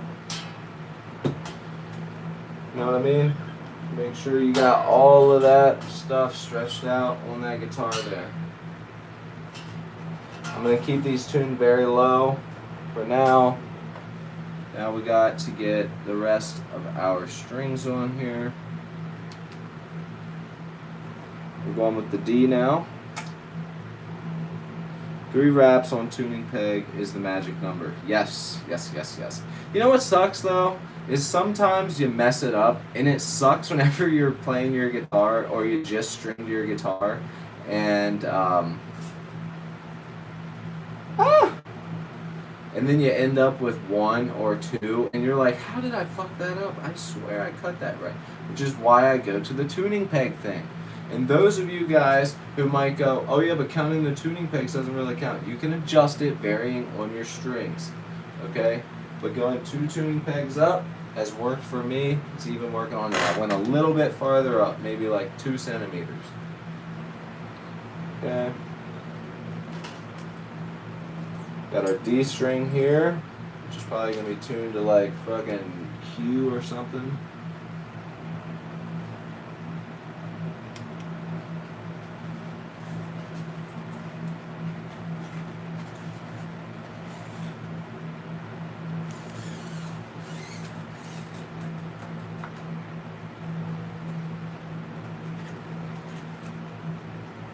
Don't forget to hit that subscribe button, you guys. Those of you that may have just joined or something, I also do, and those of you that have already been here, I'm sorry I'm saying it again.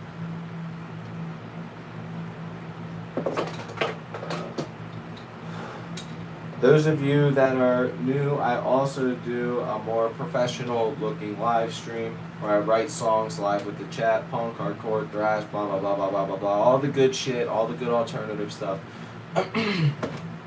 So if you're interested in that, consider hitting the subscribe button. I also do budget stuff on the channel, budget videos, vlog videos. I did an interview. I've done interviews, all types of good stuff on the channel. So hey man, check it out. Hit that subscribe button. I appreciate you guys, man.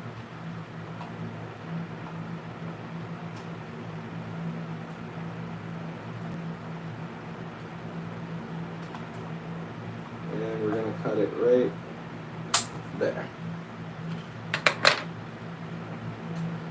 What's your favorite guitar? I think you might have broke my brain. Let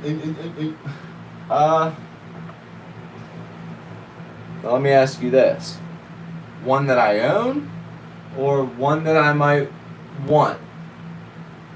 Let me ask that, okay? Sorry to answer your question with a question, but if we're getting specific here publicly on a live, I need to know.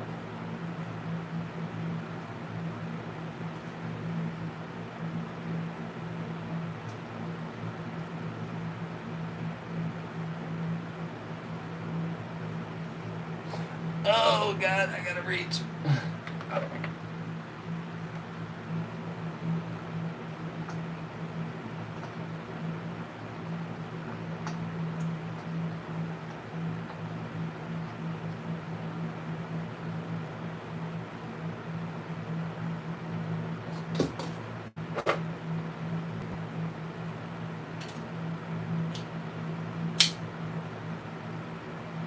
String sort of came out a little bit.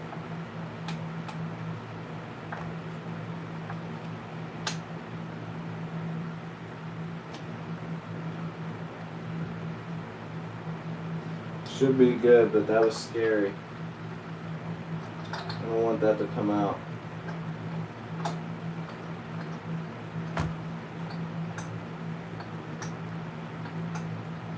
Nice pressure on the string instead of just keeping it floppy. Keeping that pressure on it real nice.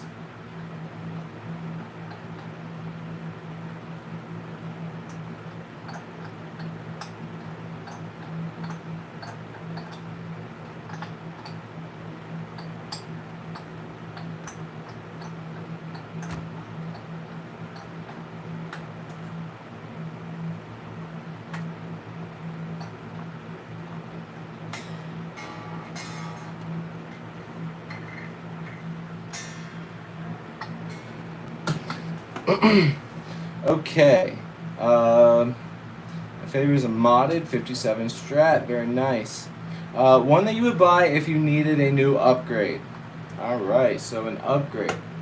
So, technically, I bought one of my favorite guitars, but if I were to buy a guitar that I didn't have to worry about the cost of it, and I could just go crazy, not even crazy, but just like my next guitar. I keep saying that I want a pointy guitar because I don't own any pointy guitars yet. Like, I don't own a V, I don't own, I mean, I literally just don't own like any pointy guitars. I'm like a super Strat guy. I love the modded Tellys and the Strats and the Les Pauls.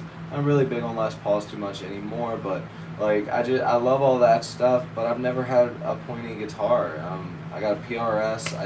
I've never had a pointy guitar. I want a pointy guitar. So maybe something of, maybe a Kelly, maybe a V, maybe a Snakebite, something crazy like that.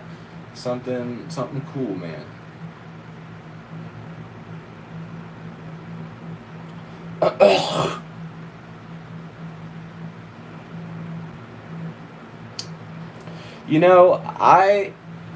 I would agree, but I also disagree. It really depends. If you're buying a lower end guitar and it's still in good condition, it'd be better just to get that deal. But if I'm buying a nice ass guitar, I'm not buying it from somebody and voiding that warranty, because who's to say that when it makes it to me that it's actually gonna, my money's gonna come back, or it breaks in a week or something. I have no warranty on it. I have no receipt. I have nothing. The only thing I can do is put more fucking money into it. So that to me is not the way that I roll. If I'm gonna buy something expensive, I'm buying it brand new. I'm getting everything out of it. I'm gonna enjoy it being brand new. I have bought 4 of my guitars brand new. But that's it.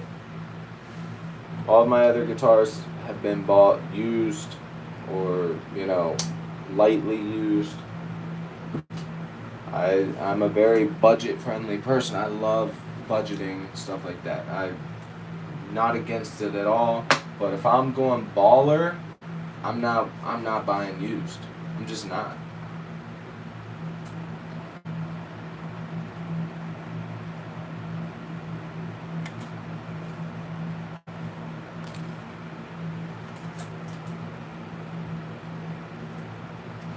Yeah, this guitar is definitely gonna need some action set up on it. Luckily, I already play at a medium height, so luckily I won't really need to adjust it as much. But either way, I still like a medium height, so it's still gonna need raised.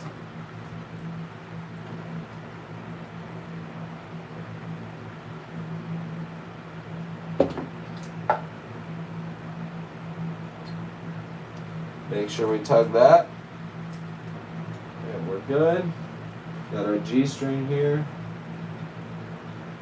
And again, we're going up 2 frets.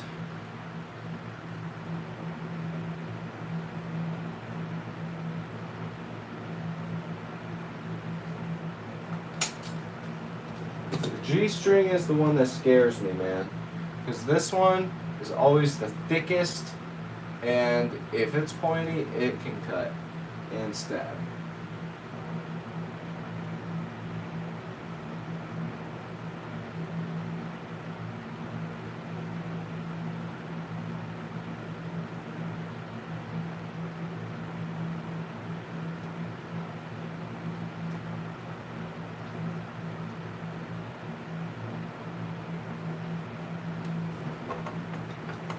There we go.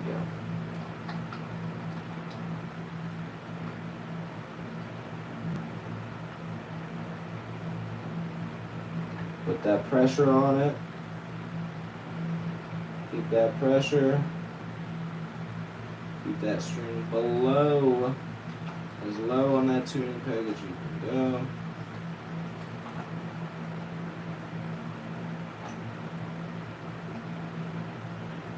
And then I do it like this, to push it down and pull it up, keep the tension, and keep making sure that that string is going to go below there.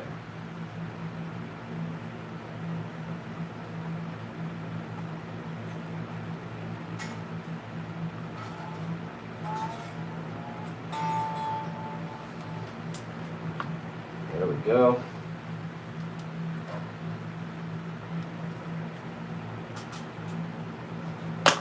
Alright, we're on to our last 2. Millie Maple. Yo, Millie, what's good? Good to have you back. Yeah, I know, it's a different live stream than what I would usually do. Good to freaking have you, though. Tio, nothing wrong with used guitars unless guitars are beaten up. Yeah, and like I said earlier, guys, I bought a 1995 Strat with humbuckers in it, and it was just so unique. It was sun bleached, it was beat up, it was cracked in some of the lacquer and the wood, and I just didn't care. I loved it. I loved the character. It was as old as I am. You can't even find those guitars online. Like, they're just such a, it's like, I don't want to say rare, but it's a very unique guitar because you cannot find that exact guitar that I have, that exact Strat from that year in that color, or even in a different color for that matter, exactly like that one, anywhere. Like, I can't find them anywhere. So I said, you know what? I'm going for it. I bought it, and the pickups were rusted in it. I put a Seymour Duncan distortion in the bridge.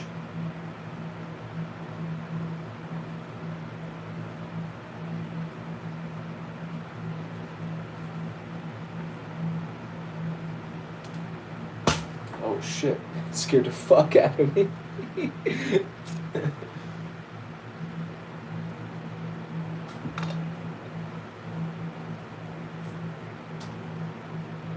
Low end waves. You shouldn't invest in a guitar work case. What's a guitar work case?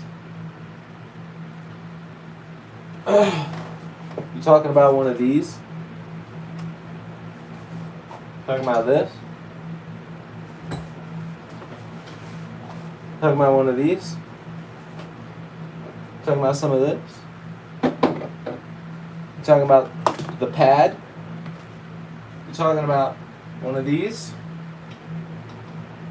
Buddy doesn't know I'm already fucking set. I'm already set, my dude.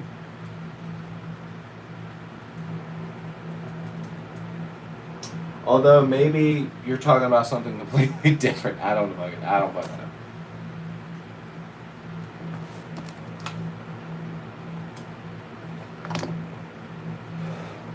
Smell like Teen Spirit for power chords, a little bit of rhythm. Oh yeah, somebody asked earlier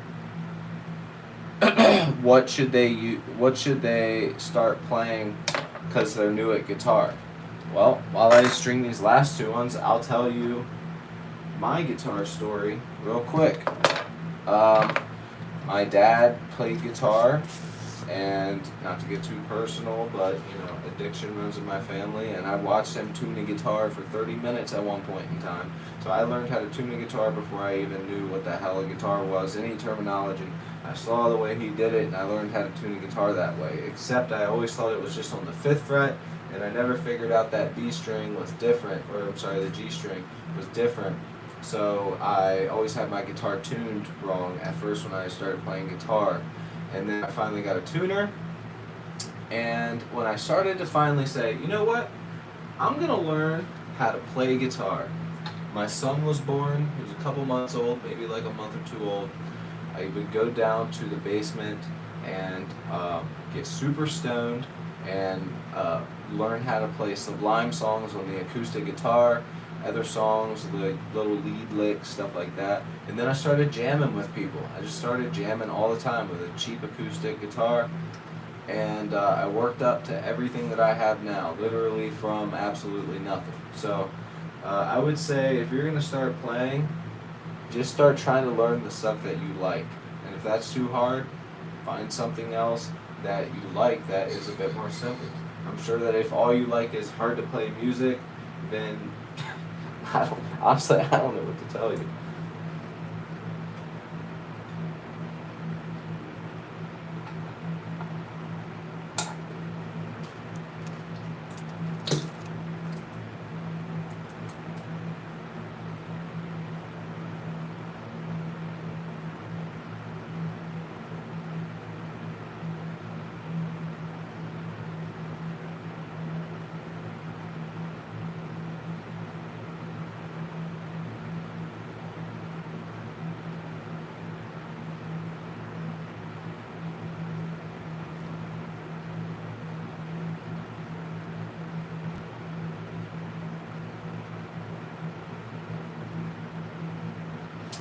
This one's going to be a slippery little bitch.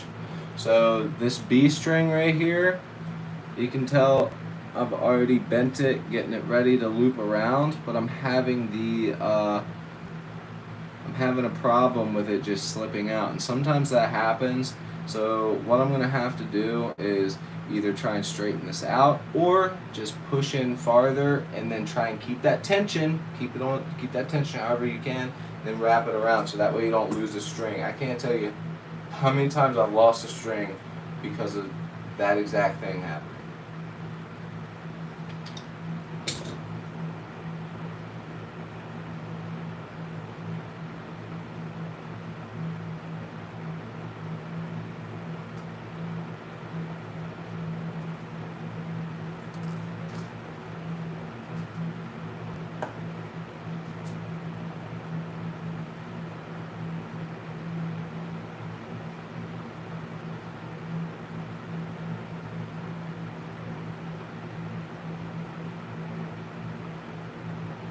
Alright, we should be good now.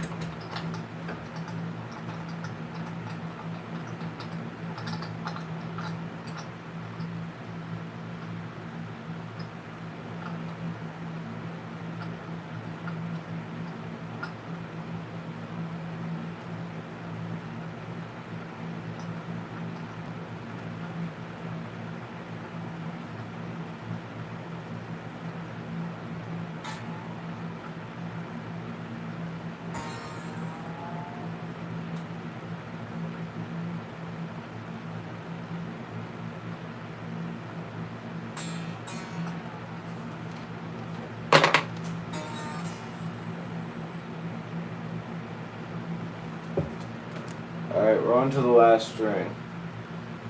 Those of you that don't change your strings, take your time. Obviously, this is taking me forever to do this because I'm catching up with comments, I'm talking with you guys, and we're just kind of chilling out and just fucking relaxing for the night. But with that said, you should still try and take your time. And if you ever are getting a headache with working on the guitar, just come back to it. Because it's not worth rushing it and getting a shitty job done to it, you know? Doing a shitty job on it, I should say.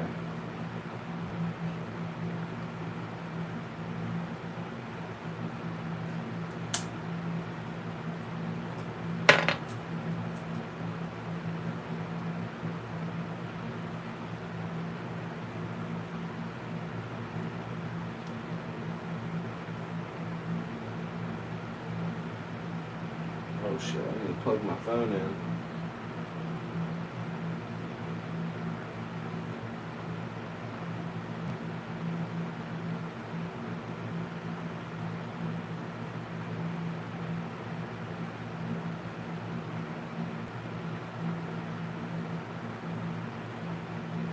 Alright, those lower strings are a bitch.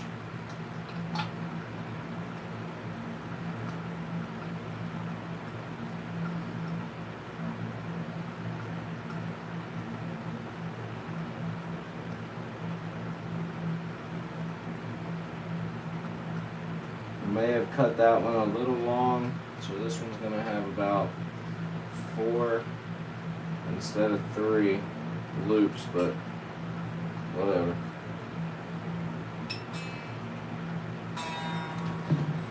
Alright, that's good. Let's plug this phone in.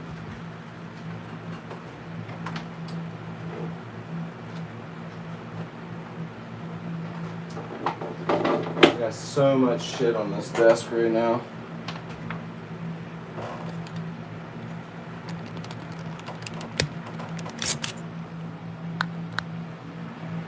I may have to grab a, let me see if this will work.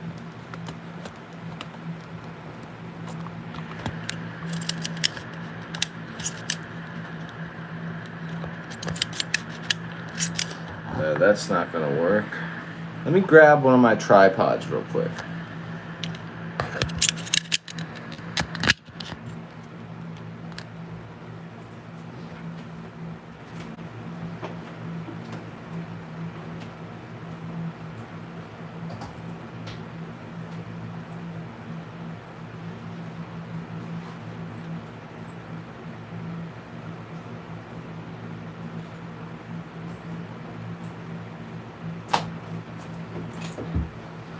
Alright, I have a phone tripod here.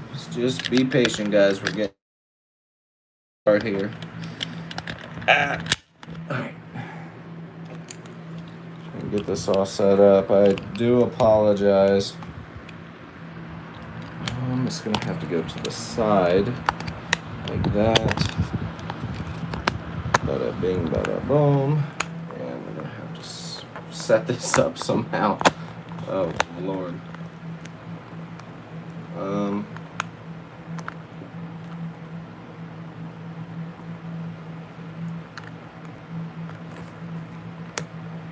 was not anticipating the damn charger. Maybe I can wrap this one up. Or maybe just for now, what I'll do, I do have this one over here I can use. This is where I keep my phone for my live streams. So you guys are gonna have to get a different view here. But there we go. So that way you guys can still see the guitar. You guys can still see me. We're good.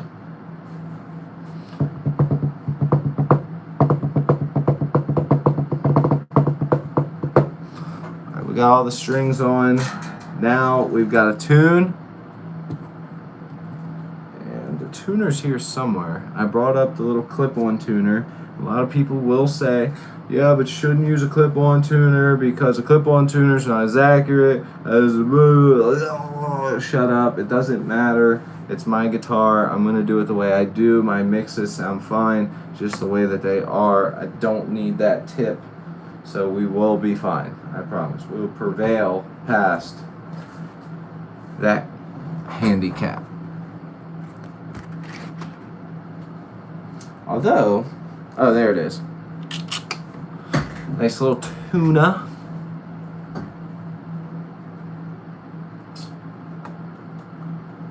This one's better than a snark. It's actually a D'Addario one. 7 strings are goofy. Yeah, I don't have a problem with anyone who plays them. I just really don't like the music that comes from a 7 string. That's not really me. That's why I typically don't go below C.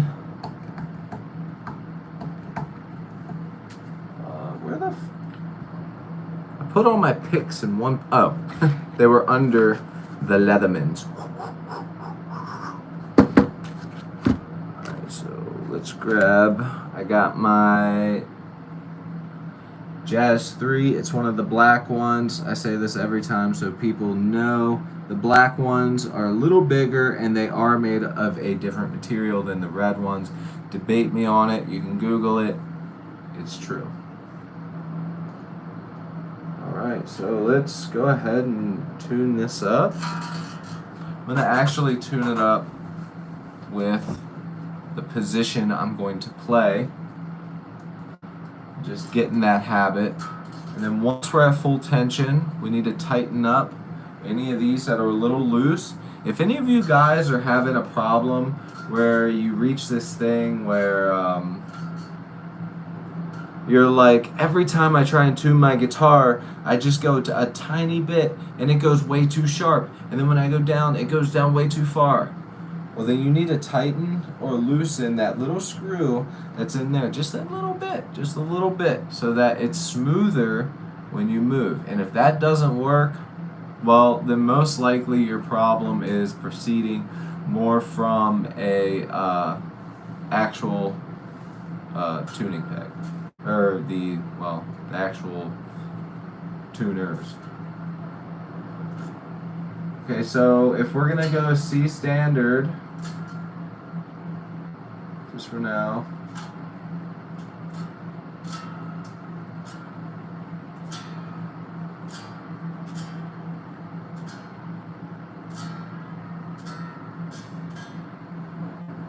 Let's tune it up.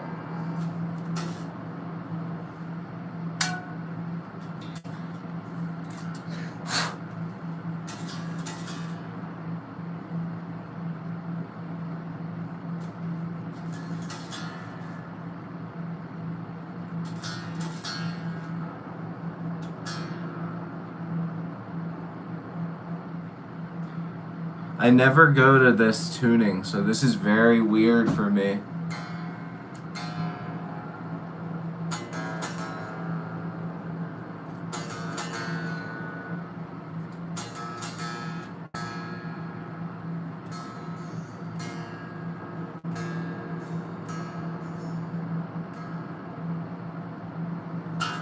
Alright, so we got C, F, A sharp,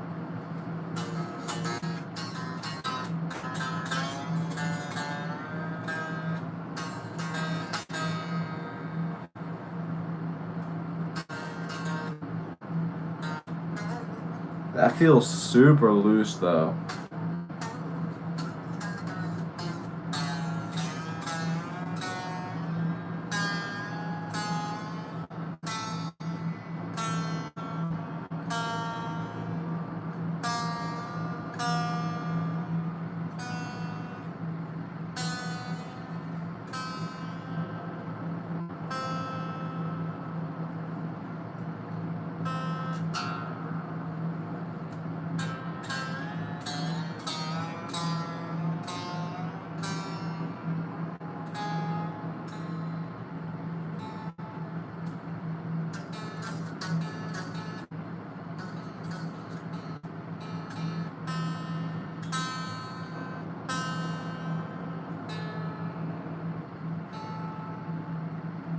Wait, no, technically this would be G sharp, right?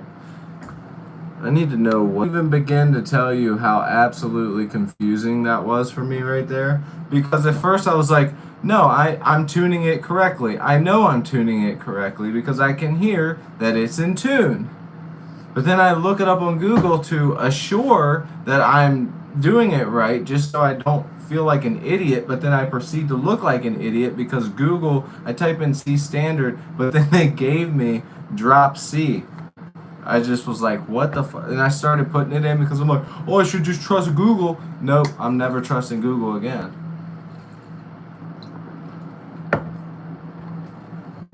But I'm back.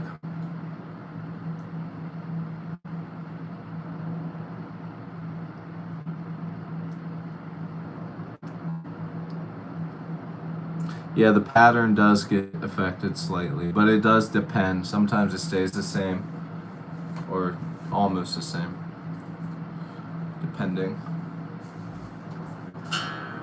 Alright, so now what I want to do, you guys, is I want to take the strings and stretch them. Okay? So I'm just going to take this. What you should do is take a rag, and then you're just going to go underneath the string, and you're going to push down like this. So this one's underneath the string. See how high up I am?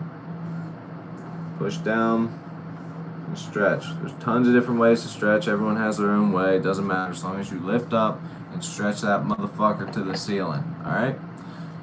I just do it like this. Alright? I go like this one way. Then I go like this the other way. Okay?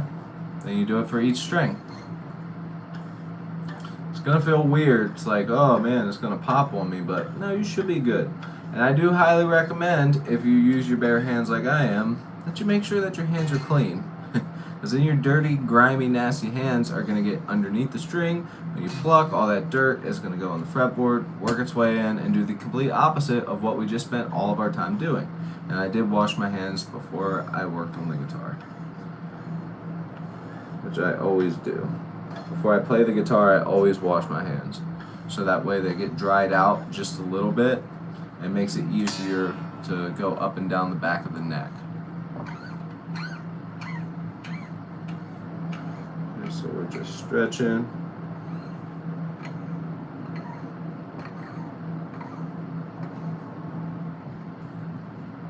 And the reason I'm doing this is to move all the rest of that extra space that might be stuck, to move the metal a little bit, just to get it out of the way.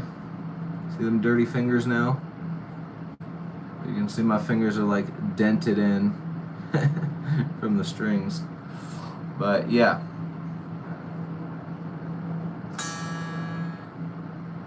Even just going like this a couple times is better than nothing.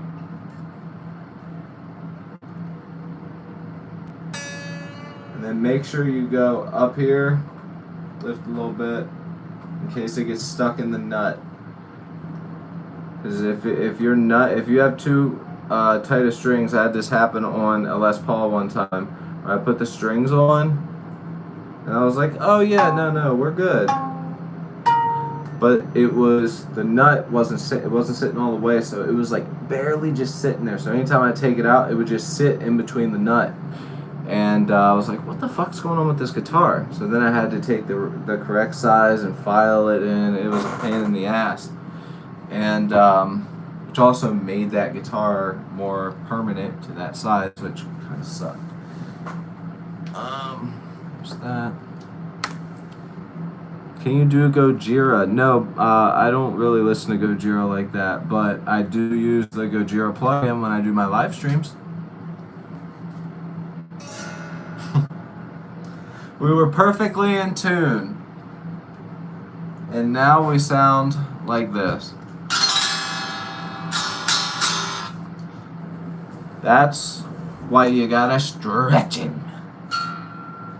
So let's go ahead and do a quick tune back up. I go overboard myself. I'll tune it back up. I'll do a sloppy tuning where I just get it close.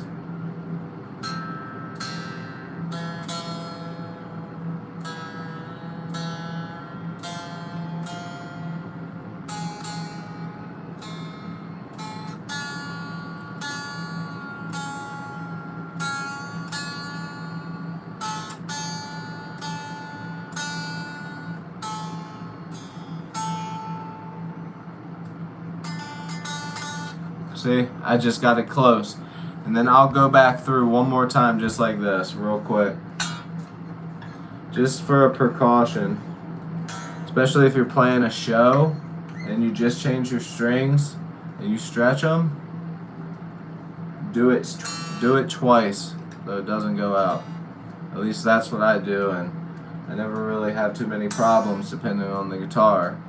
I mean, obviously, if you have a Gibson guitar, that motherfucker's going to go out of tune every 10 seconds, but we got a pretty modern guitar that's not going to do that to us. And like I said, we're going to also adjust the tension on these screws here, so that way we have a smoother tuning while we're working on tuning. Because there is two of them which I would like to fix.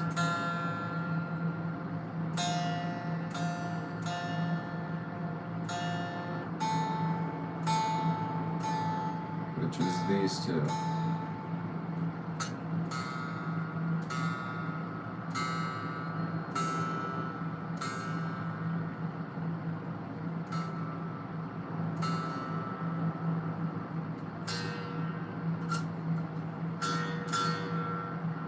I hate these flimsy picks.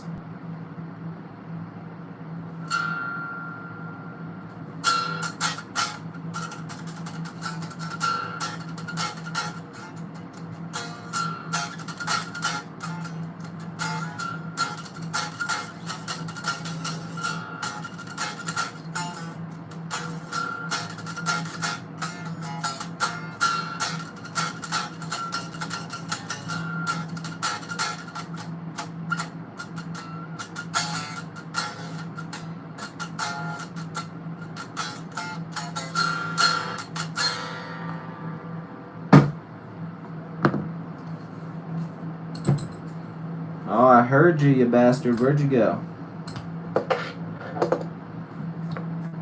I'm looking for my actual pick. The John Petrucci will do.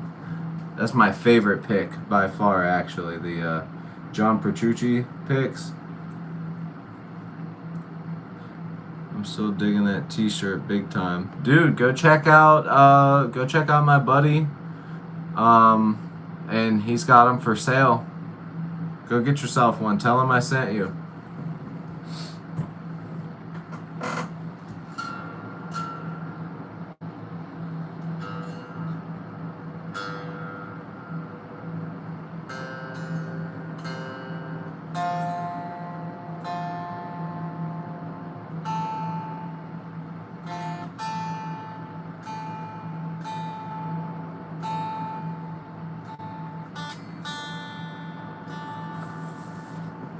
Now we need to look at the truss rod.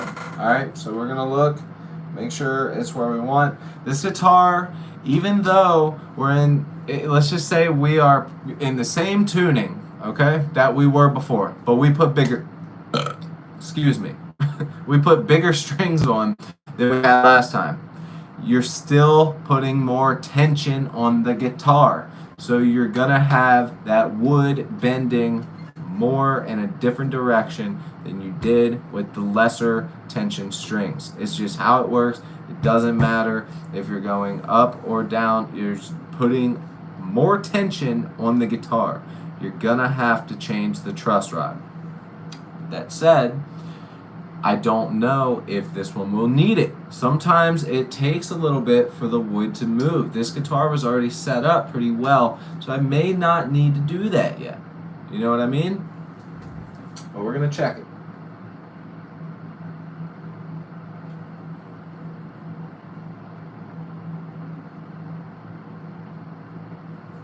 And this is by no means professional, super professional way to check anything, but if you know what you're looking for, you can do it by eye and see if it needs it.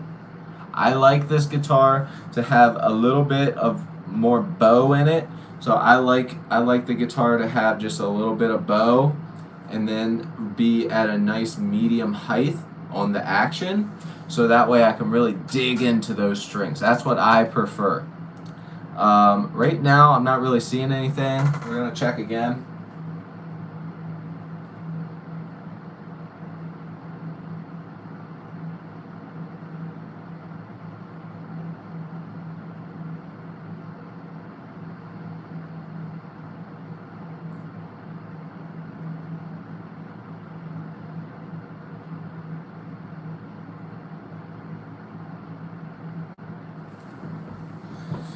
You can check from your 1st fret to your 12th fret.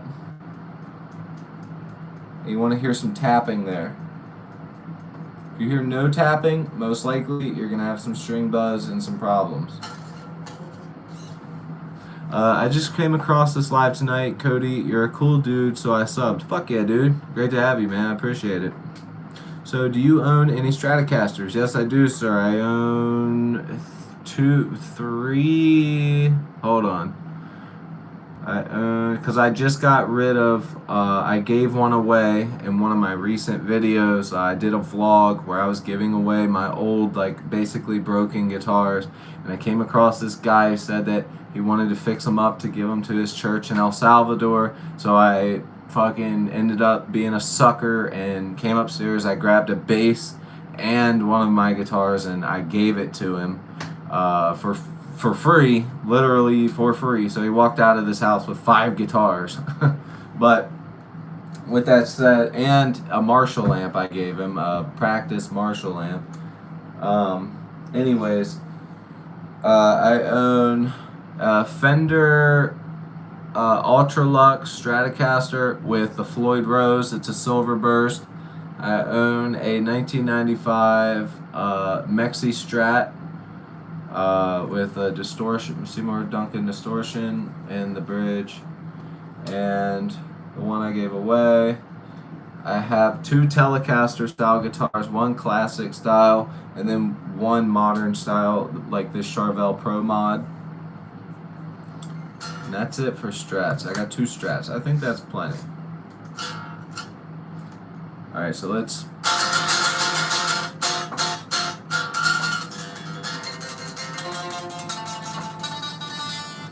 check that tuning one more time and check the truss rod again. Again, the truss rod can take a little bit to morph. Like, we're talking about wood here. I mean, if I lean on this table for one day like this, is it going to start to bow? Or is this table going to start to bow over time from the pressure, the constant pressure on it? It's going to start to bow from constant pressure over time. So even though it might be tempting to go, oh, I want to change that truss rod adjustment now, which it is even for me, I might wait 2 or 3 days, come back to the guitar, look at the neck, make sure it's where I want it. If not, I will adjust accordingly with the truss rod, then intonate it, then adjust the action and intonation.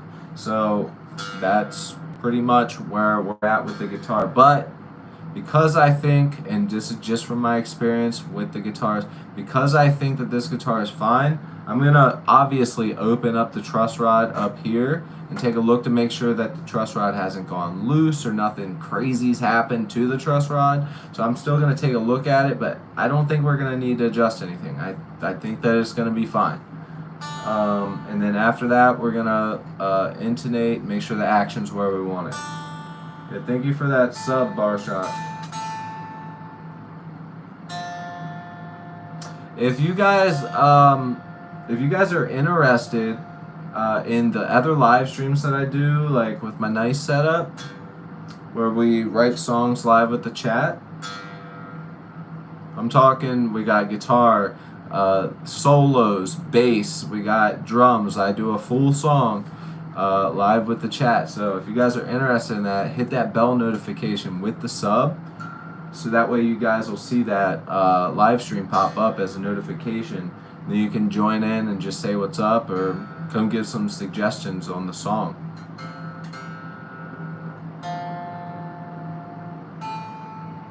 Alright, we're looking good. Let's get our screwdriver out.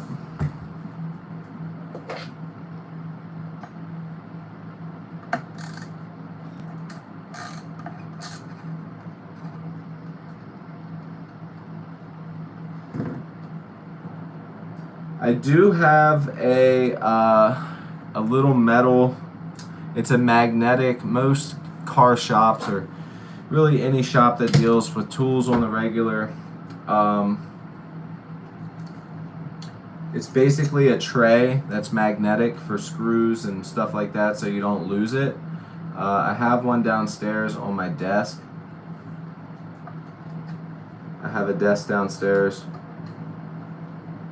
with my PC and stuff. Shit. Woo! I just smoked a Solar guitar. God damn. Smoking on a Solar. Someone clip that and send it to Ola, please. Just kidding. He won't give a fuck about me. Why would he care?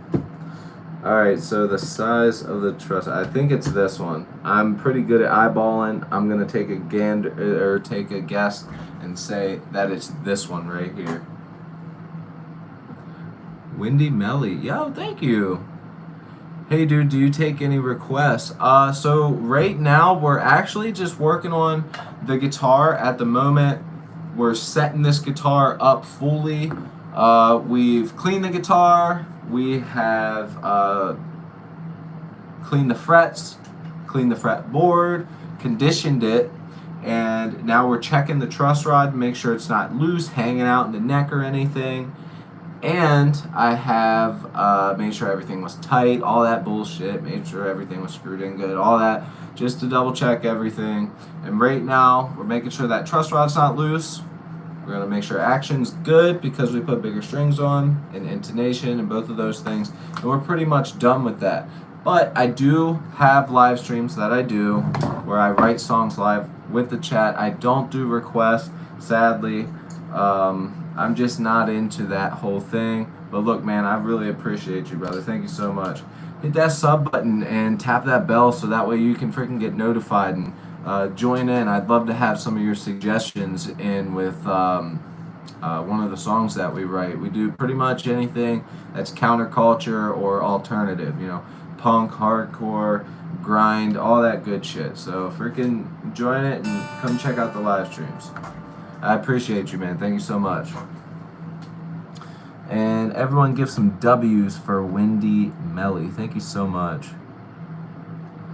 DC, my fucking ass off, man, is the go-to mic guy. Death Cap. Go check out my buddy Mike at Death Cap Amplification out here in Baltimore, Maryland. The dude is a legit legend in my book. He seriously is so underrated. I don't know how he hasn't caught on. He does so much original stuff. Like, he obviously will do clones of amps, but I'm telling you, he takes old tube radios or makes chassis, and like he literally made a Fender Champ one time that I told you guys about earlier. It's a Bluetooth speaker, it's a tube amp, and it has a fucking TV screen on it, so you can Bluetooth it from your phone and make it, you can have it at your shows, so you can play video clips live, and your tube amp's got like crazy video clips going. It's super sick, man. Go check out Mike at Death Cab. Not only that, he's one of the nicest, chillest dudes ever. I went and saw his band play pretty recently. They're like casket doom, you know, real slow kind of doom and real melodic, and they're fucking dope.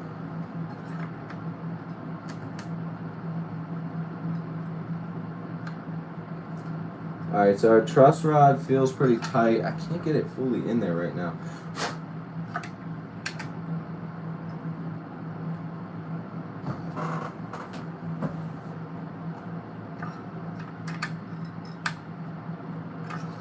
Do I have the wrong size or something?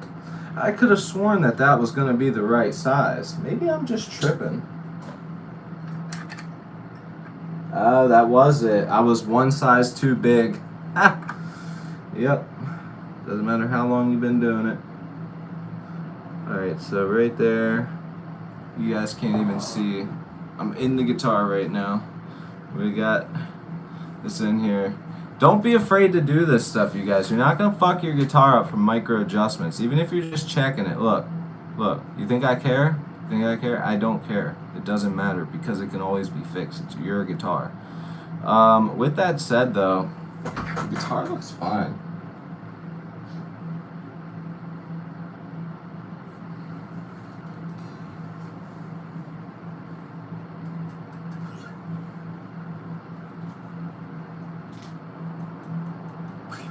Yeah, it's fine. I also have a Fritz ruler. So you, like I said, you can buy one of these cases online. They're freaking fantastic. There's all types of goodies in them. Get yourself a Fritz ruler because you can take your measurements after you set up your guitar the way that you like it. You can do this. You can go, okay, I like my guitar at 1 millimeter. You know, however much you like it.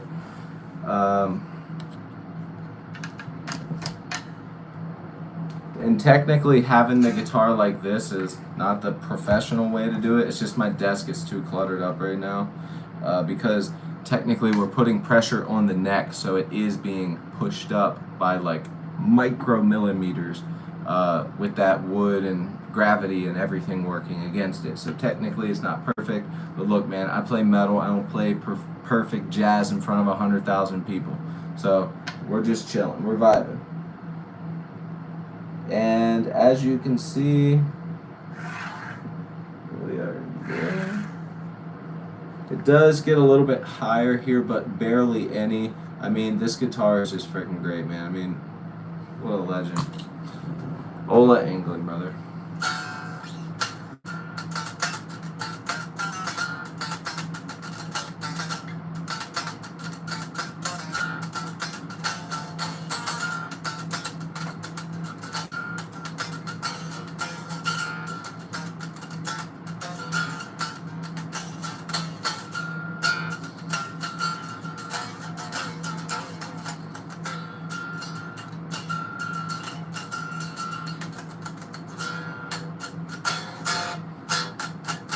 Feels good, but man, I'm not used to the string being this freaking chunky.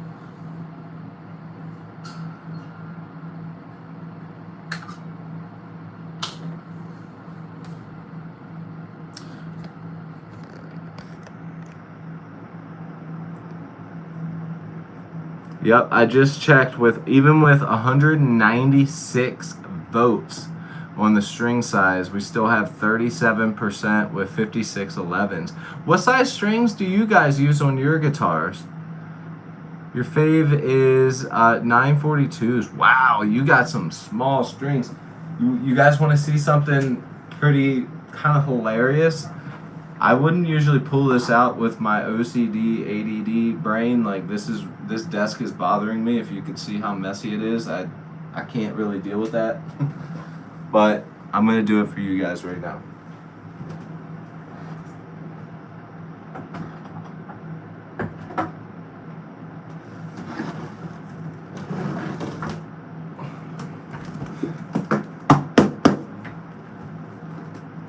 Got the old ostrich skin case.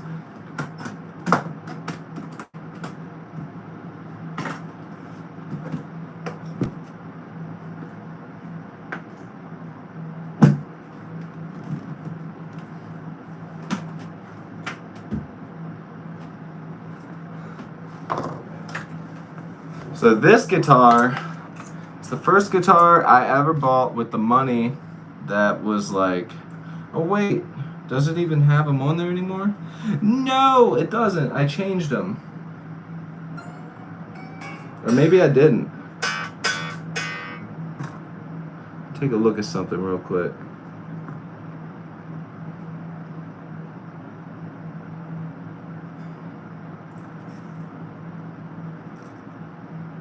There we go. Yeah, I think I put a different size on here. So, hilariously enough, on this guitar, I ended up putting 36s on it. I believe that they were 36s. I did it for the channel, and I ended up putting 46s on it, I think, right now. But I was going to show you guys how much the string bends. It bent all the way up, like halfway through the fretboard. It's a Epiphone Les Paul Custom Pro, Custom, whatever. Les Paul Custom Pro. It's a great guitar. How much do you guys think I paid for this guitar? It's got the gold hardware. Check it out. You can tell I've played this thing live. I don't know if this will pick it up, but you can see wherever it is on the guitar. I tried my best. I started not wearing my belt buckle or my belt at the shows when we play, but somewhere on the back of the guitar it started getting really scratched up from oh, I think it's like right here, from my belt from playing shows. So this guitar, I'm not sure how much the customs go for with Epiphone anymore, but I paid $325 for this guitar at a pawn shop. Like, I looked at it and I was like, this guitar is beautiful and I want it. And this is another one of those guitars. I've tried to find this fucking model of guitar. I've looked up the serial number, the exact everything of this guitar. I cannot find this guitar fucking anywhere. So apparently this guitar was owned it was stuck in a basement. It had oxidation and everything all over the hardware at one point. And the guy who originally had this guitar died from an overdose. And his mom or his grandma had it in the basement where he lived for a long time. And not that long, but I guess like a few years, like 5 years or something. And she ended up bringing it to the pawn shop and getting rid of it. And yeah, I ended up getting a pretty good steal on it because I knew the guy that worked at the pawn shop. But yeah, I was like, at least the guy that played it and passed away, I'm freaking honoring it with this guitar. And it is fucking heavy too. This thing is pretty damn heavy. Oh yeah, I forgot about this. This almost pissed me off. So at a show one time, I was going around and then one of the edges from the bass tuning peg hit the guitar right here. I don't know if you guys will be able to see it. There's a big nick right there. I don't think you guys will be able to see that one. It's right here in the crevice.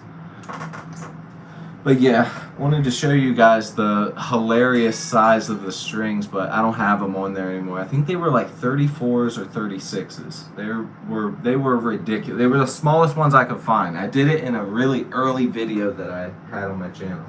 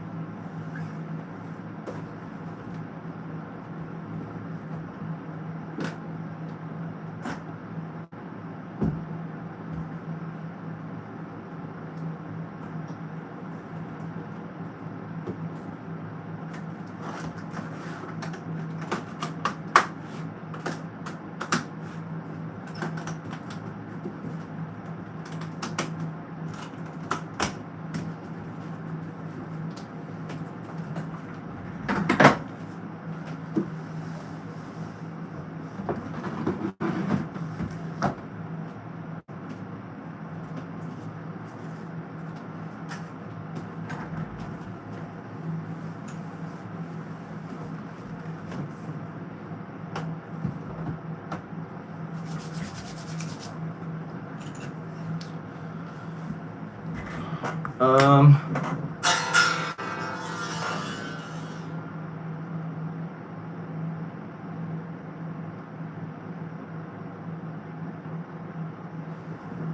it's still straight as an arrow. I mean, I think it's got a little bit of bow, but 942s all day long, man. Let me ask you though, what tuning do you play in? Because there's no way that you're playing in anything but E standard or maybe E flat. Because 42 is small, man. That is, whoo! Like, whenever I hit the guitar, I don't want it, I want it to be just tight enough to where if I hit the guitar, because I play hard, I want it to not go out of tune because of that. I want it to stay nice and tight, but have a little wiggle room for those leads or those tricky riffs. Hair metal. Lizzie Hailstorm to the King of Leon. Hell yeah. Lizzie's tight. E standard LO. That's what I thought.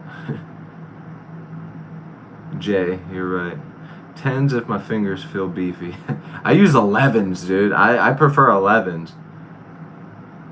But like I said, I play really fucking hard. So, I mean, I guess I don't play like really fucking hard. I might just be saying that. But like, I've been in enough bands and I see how people play. There's only one person I've ever seen that plays as hard. If not, he plays harder than me. And it's my buddy Cypress.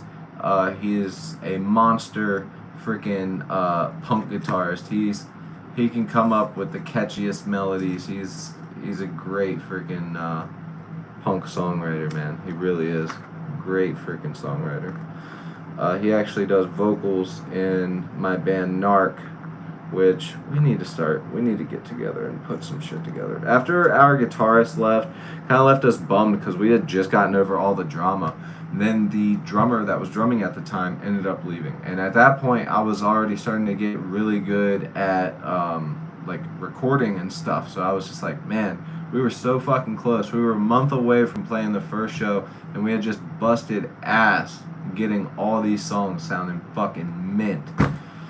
I guess it's just how it goes, but man, I can't tell you how many years I've spent just like trying to keep a band together, and no matter how much money I spend, no matter how much I have the practice space. I spend the most money in the band. I do everything, and it feels like it's impossible to keep people. It's like nobody wants to be fucking serious.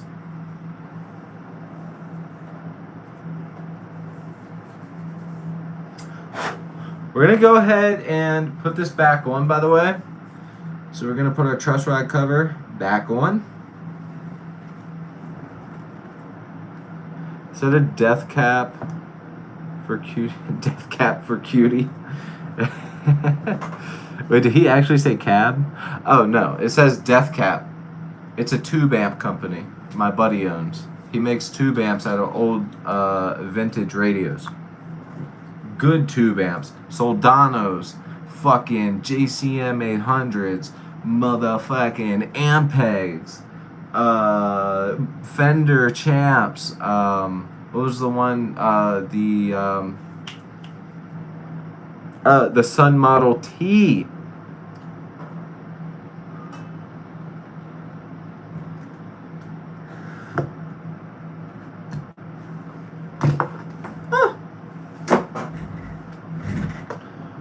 Alright, let's check this one more time. I think we're good though.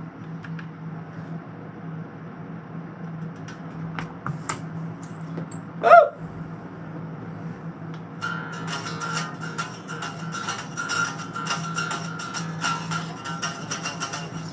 I think we need to adjust the action. That's what's next, you guys.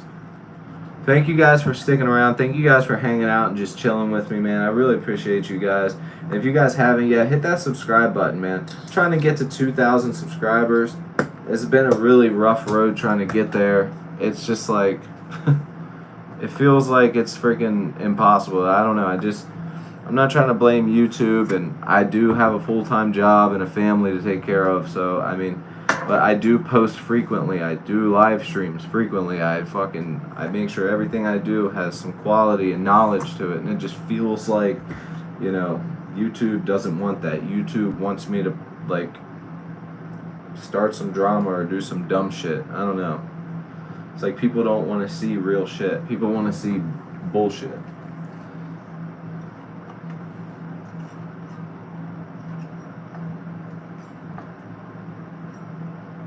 Alright, so I'm just getting the cover back on right now.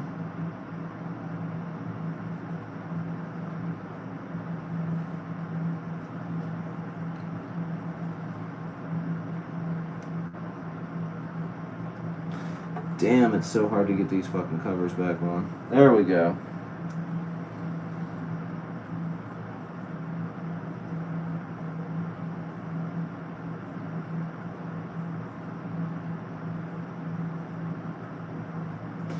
Damn. I cannot get this in. I'm actually like really struggling to get this in right now. Fuck. And now I just dropped the screw.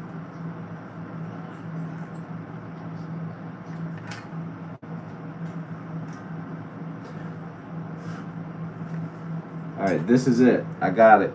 I'm getting it. Right here.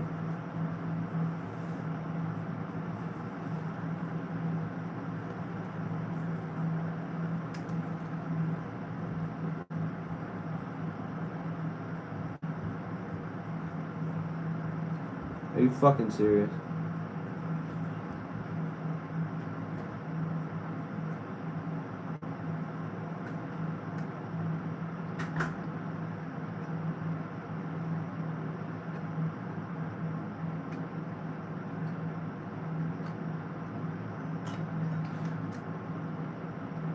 Bro, I actually cannot get this. I might just have to leave the truss rod off for now.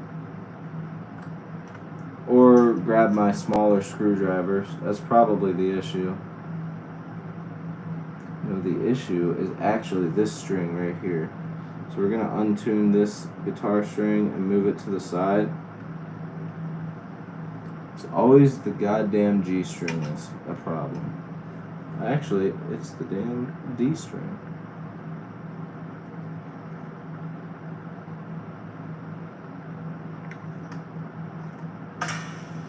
Alright, there we go. Now we got room to work. Oh, that's why. There's actually a legit problem with the way that this fit. Ah, the quality control on this guitar is fucked up. That's what's wrong.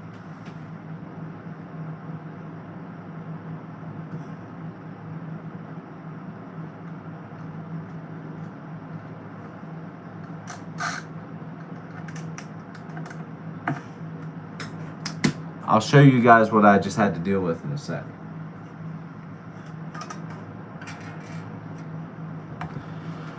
Alright, so I don't know if you guys will be able to see this on. So you see how that has a gap on it? You see how you can see my face through underneath this little cap here? Let me get the angle right so you can see. I don't know if you guys can see it. But there's a gap there, and it's pushed up really far. So whoever was building this guitar and screwed that hole, screwed it slightly too low. I mean, I guess it's okay. The guitar is fine, but that's a pretty bad fuck up, because then you would like almost have to like repaint the guitar in the factory to fix that if you had to fill that in.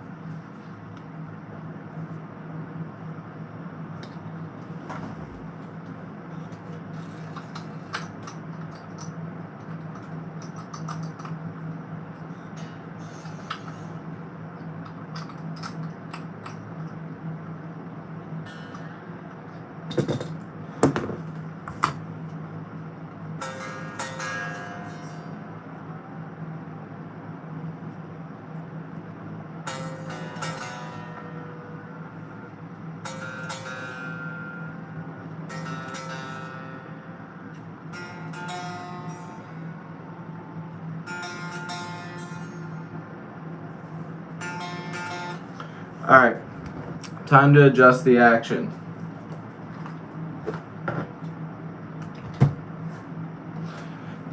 And with that said, though, with the action, what we're gonna do, let me check this.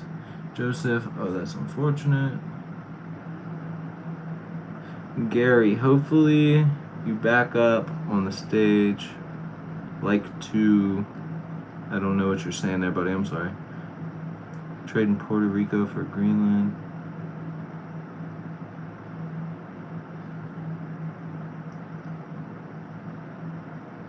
Ha! Yo, Maiden Rules.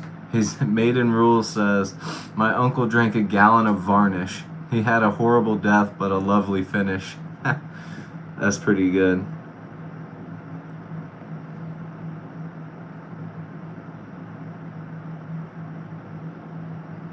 Play bass, please.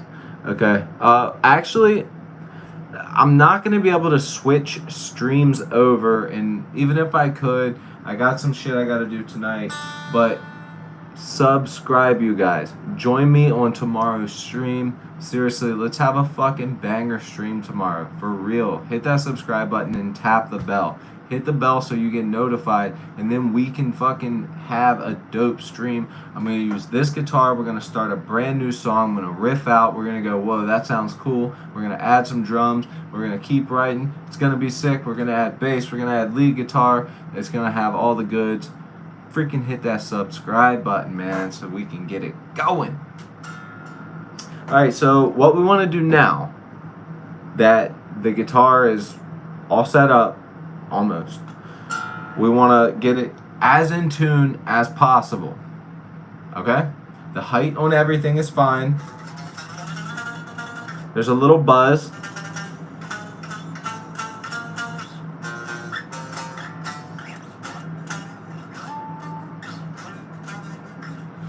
But ultimately, it's not really enough that I would care, and that is almost, it's high enough that I don't think I care, but that's where the truss rod comes in. There's buzz about right in here. So from 7 to about 15. Right there, now that's pretty bad.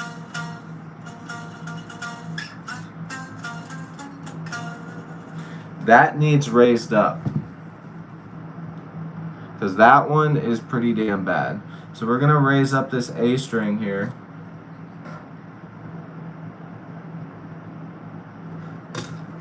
Right in front of my damn face.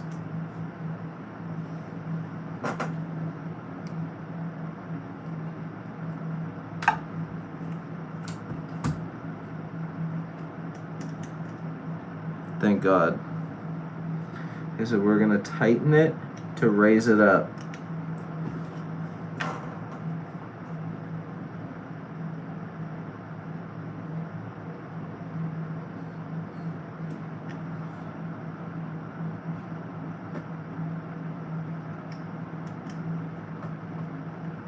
But see, you don't want to raise it up too much, because the problem is usually, depending on where the buzz is coming from on the fretboard, is it the action or is it the truss rod? And where it's at on the fretboard, I think that we should be okay with raising the action up a little bit, because it is just a little bit, but I do also think it might be a truss rod thing. So for the sake of the stream, just getting it done a little bit right now, I'm just going to raise this up, and then I'm going to make sure that the truss rod gets fully adjusted.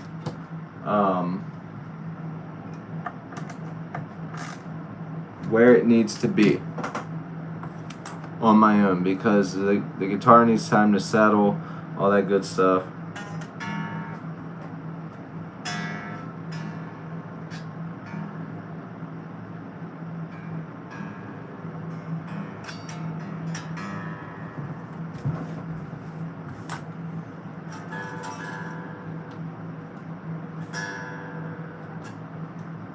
Turn on.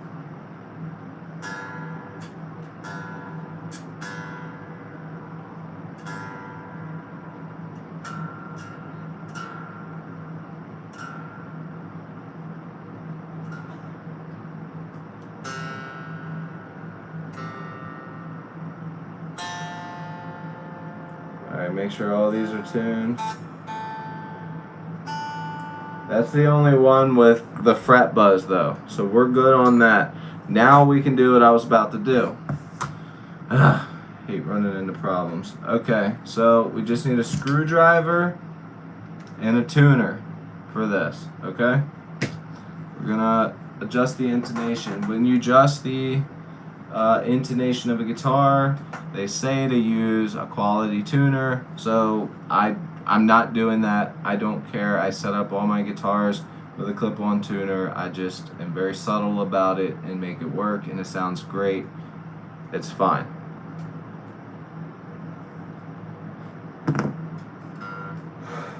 So number one thing you want to do, have that ready, your screwdriver ready, and we're going to pluck our string. We're in drop C, so that first one's going to be C. Let's get that as perfectly in tune as we can.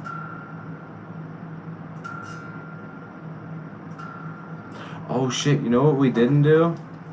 We did not adjust these ones.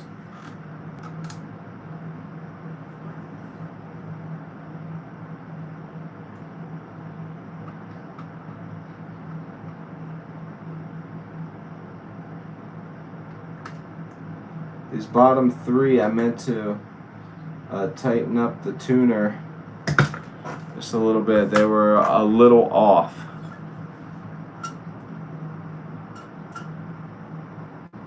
Okay, so our guitar, our C string here. Make sure. Let's go down here.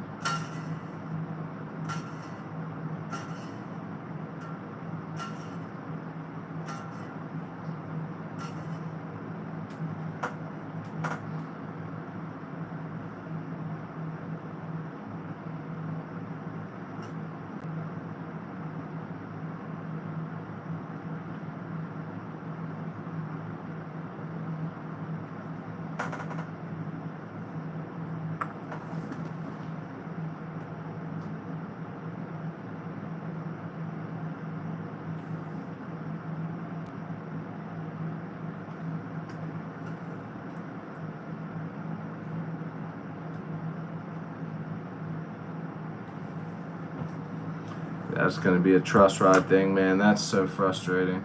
I hate that. To give it more. And there we go. Let's pull that out. I'm just gonna do a couple little turns.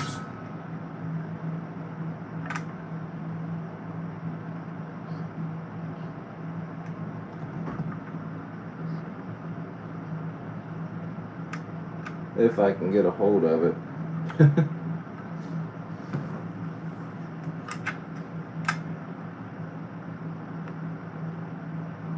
There we go. So all I want to do is keep it tight.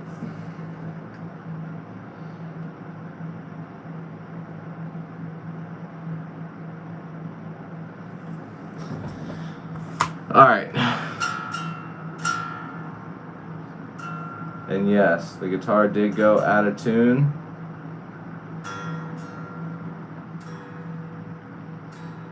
Which means that the neck did indeed move.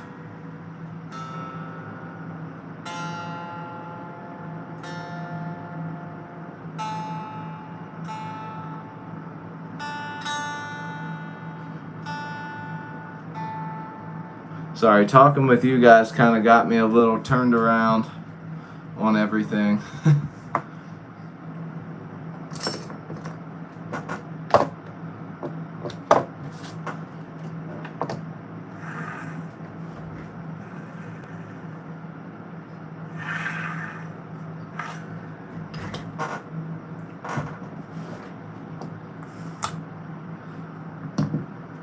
Alright, so now we're going to adjust the intonation. Finally, stuff out. Alright, so we're C. Our guitar is in C. Now let's check it on the 12th fret. And we're sharp. So sharp, we want to move this back. So we need to tighten it.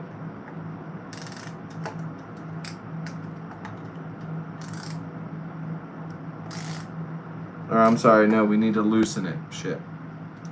We need to loosen the screw.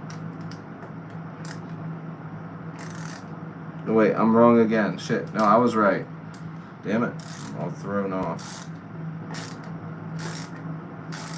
And it was pretty sharp, so I'm gonna do that a good bit.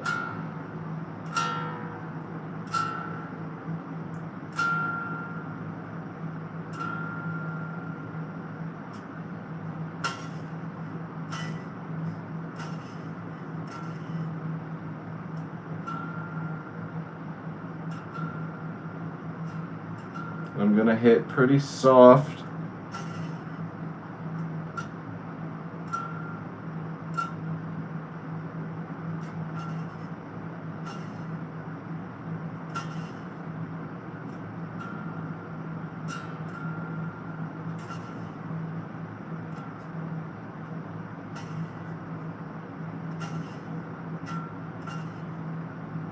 Perfect. Let's check the G. Close those other notes off. Check that G. That G is in tune. Go to our 12th.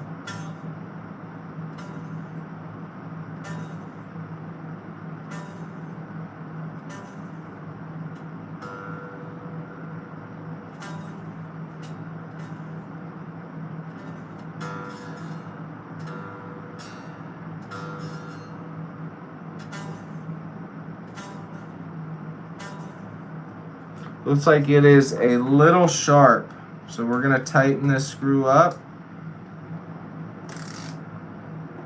which is going to move the saddle back.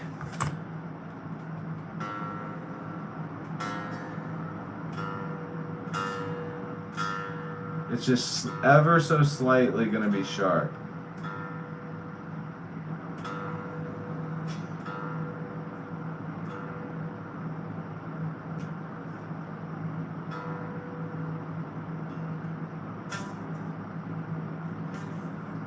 Okay, we're good now. Checking that C.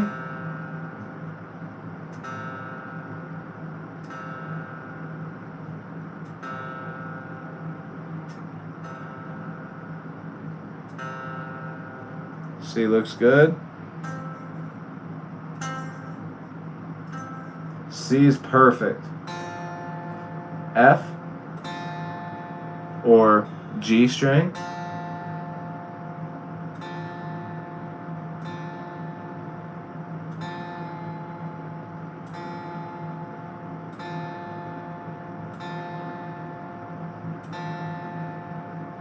Making sure that's good. Close off our other strings. It's a little sharp. You want to try and be as perfect as you can for this process.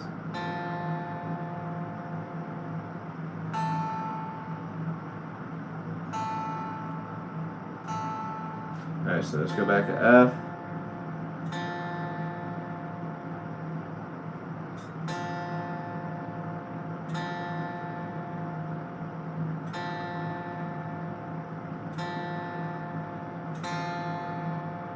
It's always the G string, isn't it?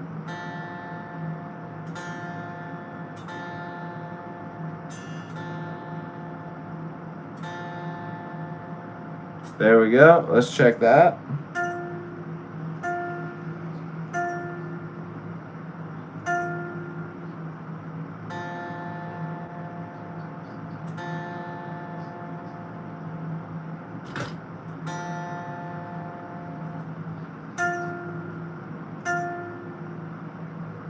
That's good.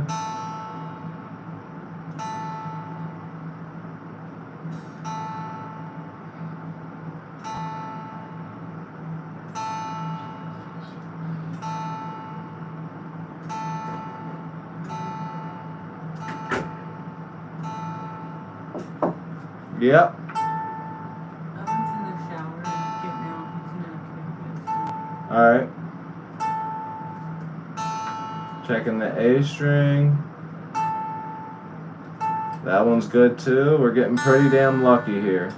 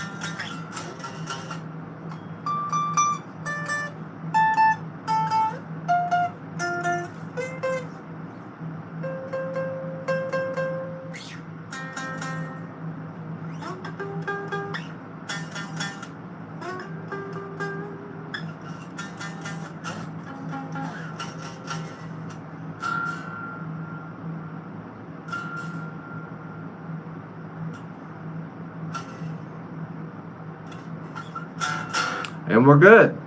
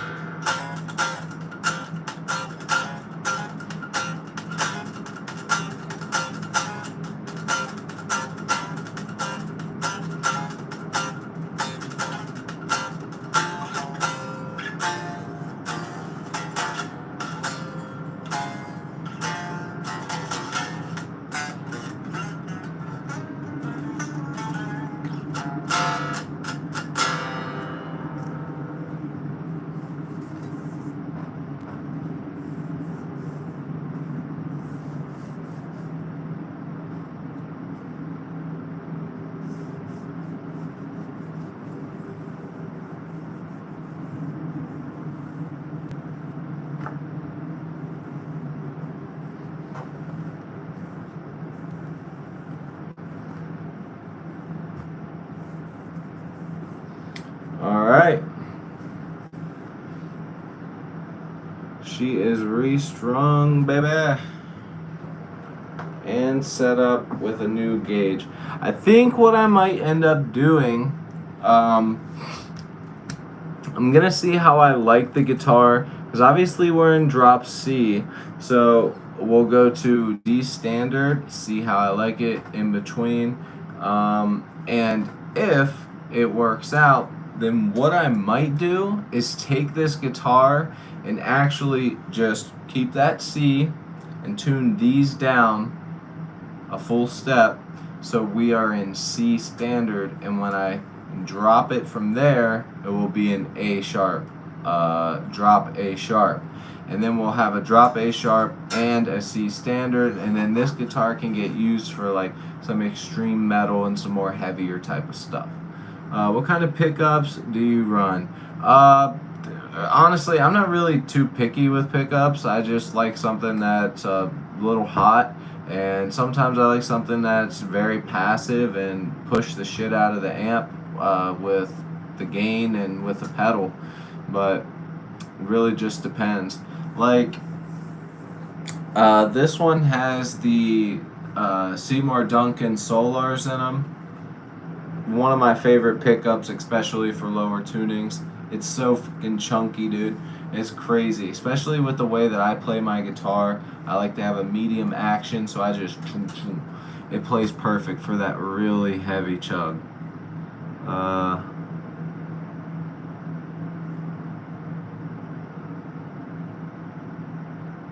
How much to do the Slash solo in November Rain? I just don't do covers, man. I'm sorry. Is that a 12? Looks thick on the screen.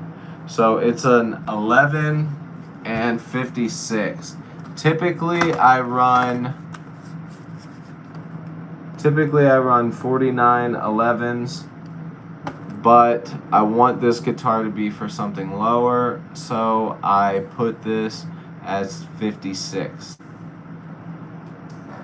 It's 5611. I gave the chat a choice between 5210s, which is actually what I just had on here, or the 56s. And I'm glad they went with 56, but then I sort of ran into a couple little issues, and I said, fuck it, we're going to drop C for now. I can always switch it later, because at this point, all I got to do is drop these down a full step, and then adjust accordingly up here. And of course, make sure that the truss rod's good, but it will be lower tension, so maybe I need to back it off or add more. Who knows? I will know, but we're good for now. And with that said, if you guys are watching, man, hit that subscribe button, because I'm going to be live streaming tomorrow. We're going to be writing a brand new fresh song with these brand new fresh strings and this brand new fresh setup and this brand new fresh tuning, and we're going to be fucking killing it. We're going to write something pretty heavy. So join tomorrow. I'm going to put this truss rod cover back on. Alright? Because it is definitely getting on my nerves that it's not there. We're going to have to... This is so annoying. Such a flaw that they did that.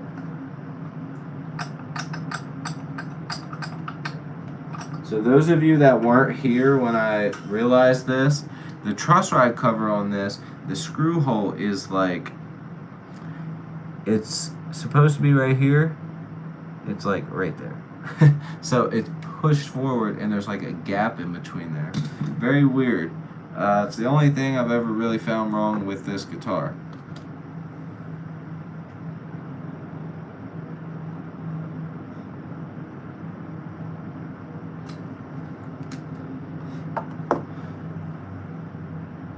But to be quite honest, to have a $600-700 guitar made out of the country by somebody who doesn't give a shit about guitars, not too bad. Let's be honest.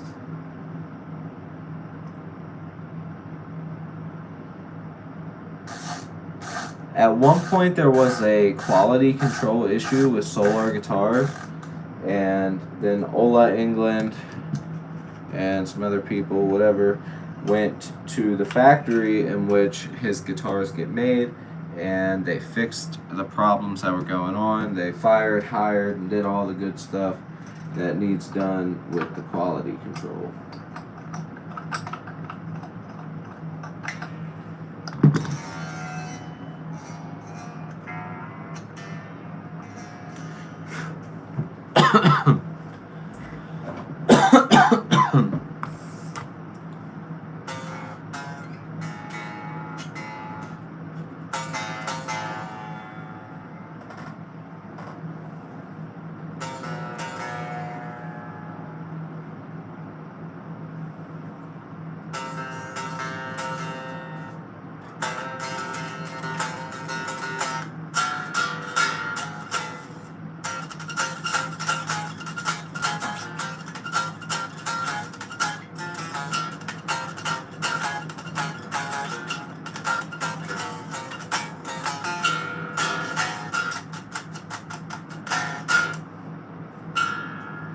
Alright, let's tune it up. Ask any questions that you guys might have.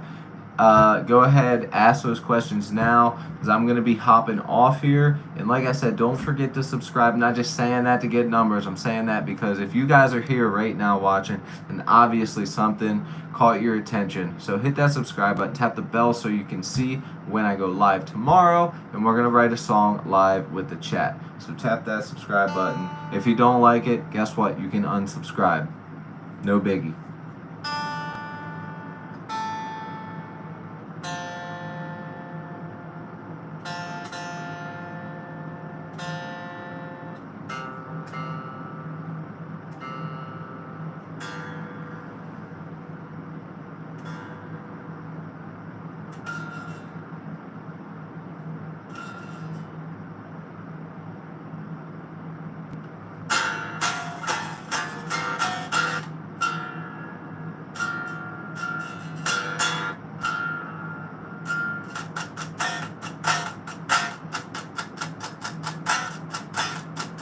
Dude, this thing is gonna fucking chug tomorrow. I'm learning Master of Puppets, and I've been playing for a week. Do you have any tips? Let me check above you real quick. You're so handsome, says Ruby Soup. Thank you so much. I really appreciate that. I fucking love your solar guitar. Thank you, man. I love this thing too. It's great. It really is great. Like I would highly recommend.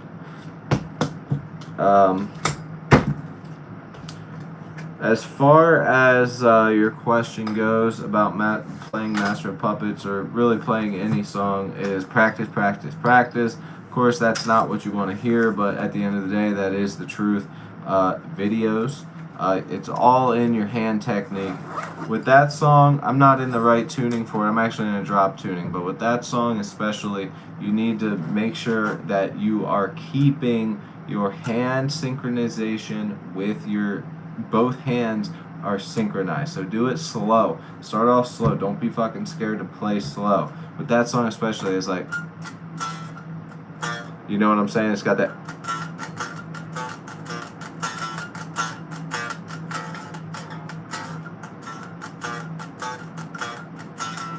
You know what I'm saying? So all that synchronization, especially since you're not alternate picking, you're just down picking.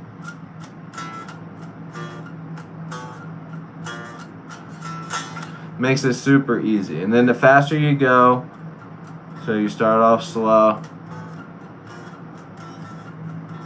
and then you work your way up.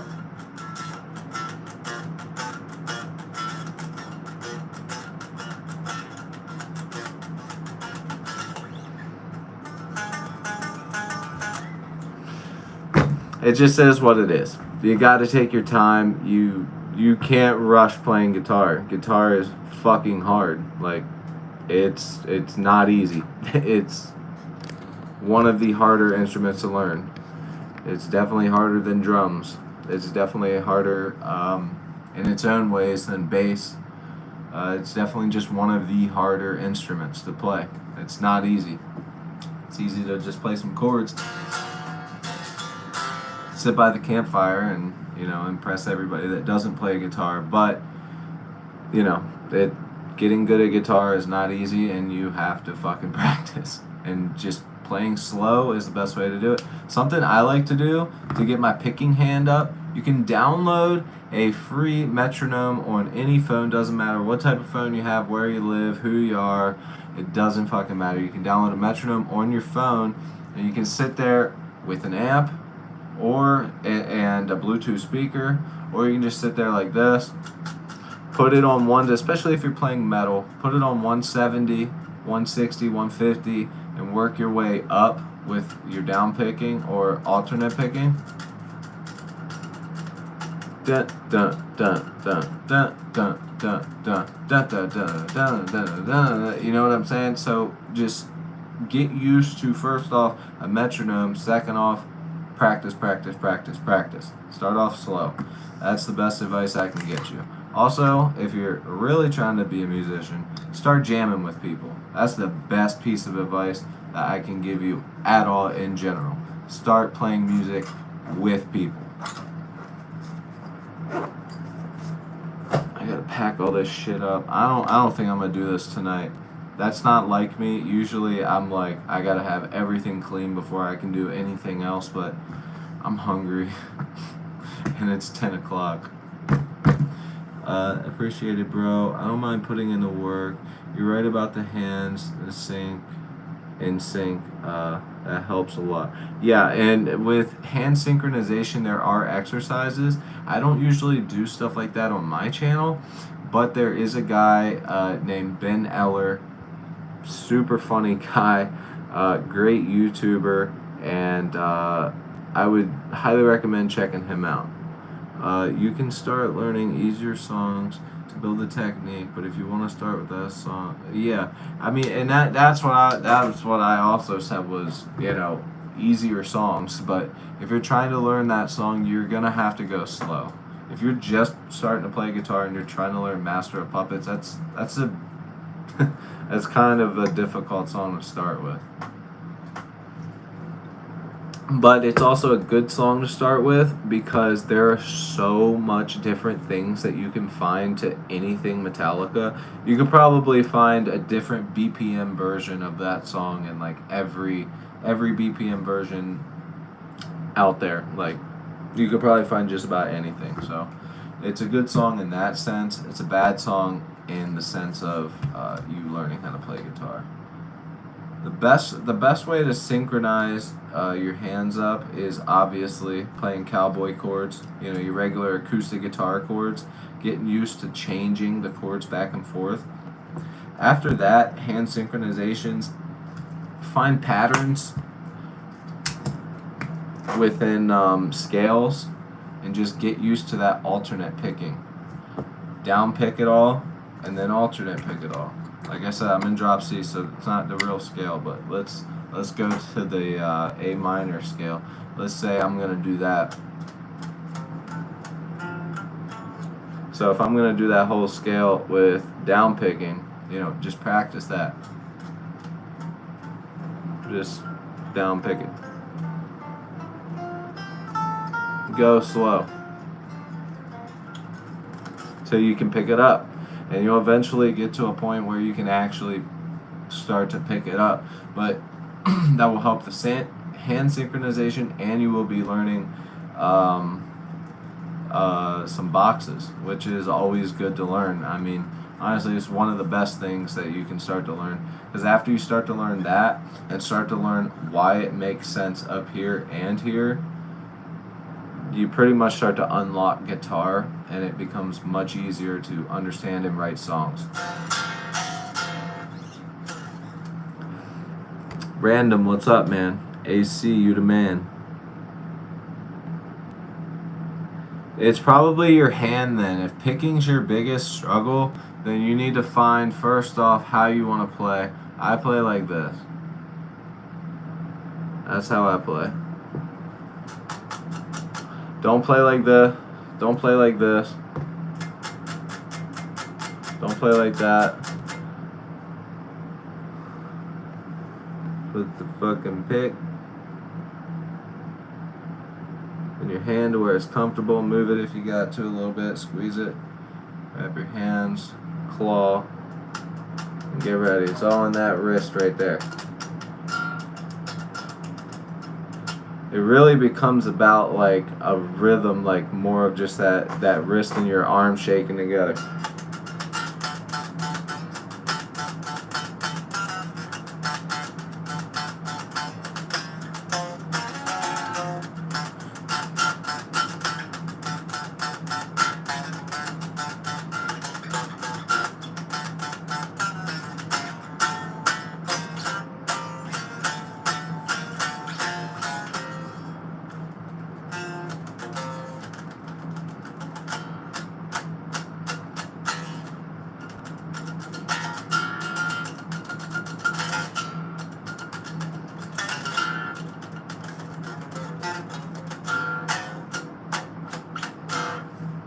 And challenge yourself. That's the last thing I'm gonna say before I hop off here. Guitar's all set up. Challenge yourself, man. Every time you think you're going fast enough, try and pick it up. Here's the thing: if you're playing slow enough, like if my comfortable speed. Let me go back to this. This will be the last thing I talk about. All right.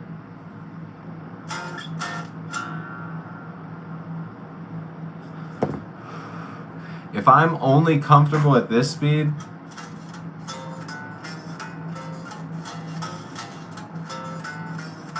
if I'm only comfortable at that speed, then that's the only speed I'm ever going to play. But you have to mess up to get better. You have to keep going as fast as you can get it. Start speeding it up, go as fast as you can get it. And then you just constantly rearrange it and mix up those chords within there.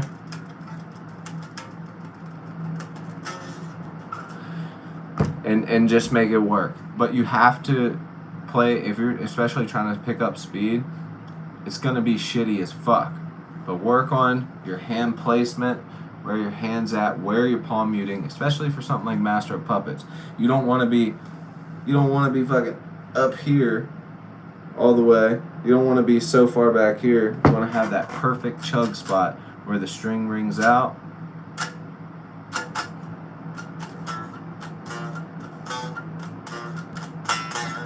You know what I'm saying? So work on that shit, man. You'll be fine. Just keep going. Just seriously keep going. Jomo Morgan. Facts. Great advice. Thanks, man. I appreciate it. How do I switch string cleaner when when tremolo picking? I don't understand that at all. That broke my brain a little bit. Do you know the band Stand Still? I can't say I do, Anthony.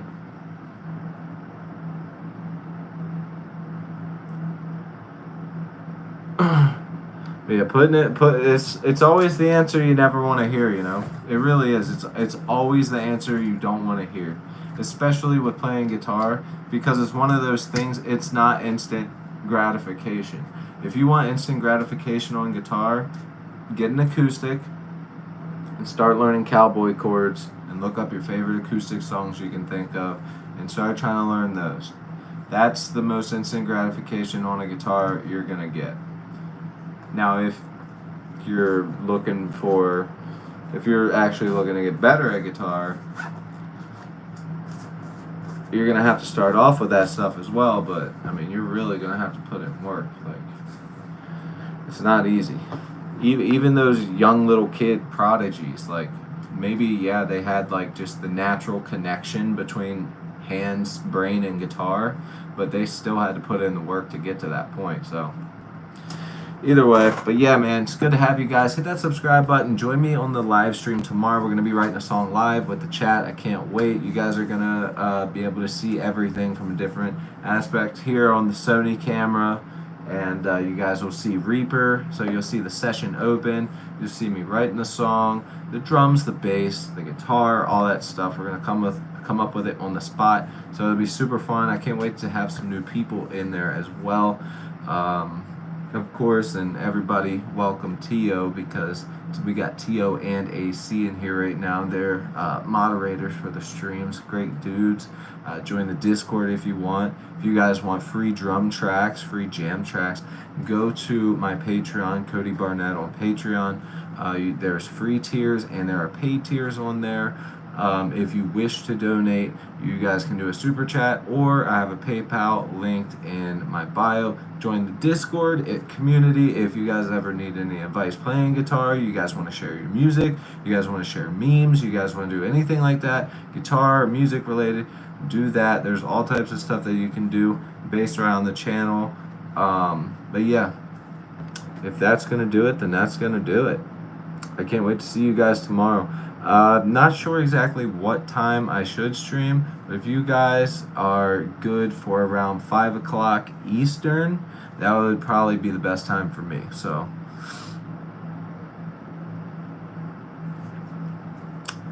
what tuning and what guitar? Tomorrow I'm gonna be. Oh, you must have just joined. So we actually just finished. We just finished setting this guitar up. We cleaned it. We polished the frets, we cleaned the fretboard, we conditioned the fretboard, we tightened everything up, we fixed some loose pegs as well. We took this off, took the volume knob off, we cleaned it, we tightened everything, we made sure that there were no electrical issues, and I know that there wasn't, but I told everybody about it. We chose the strings, everybody voted. I had the 52 10s, the 49 11s, which are not for the tunings I'm going for, so that was not an option. And we had the 56 11s. We went with the 56 11s. I adjusted the truss rod. I adjusted the action on these two. They needed raised up. They still kind of do a little bit too much string buzz, but maybe that's just because I'm not plugged in. And we got the intonation done on this. So yeah, the guitar is nice and set up. Can't wait to jam with you guys on it tomorrow. So yes, join and subscribe. I will see you guys tomorrow. Thank you guys so much, man. If you guys got any more questions, just go to the Discord and check me out there or follow me on Instagram. You can also get a hold of me there. there's plenty of people in the Discord that may be able to answer you. So, yeah, man, with that said, man, I appreciate you guys, and check you later. Peace.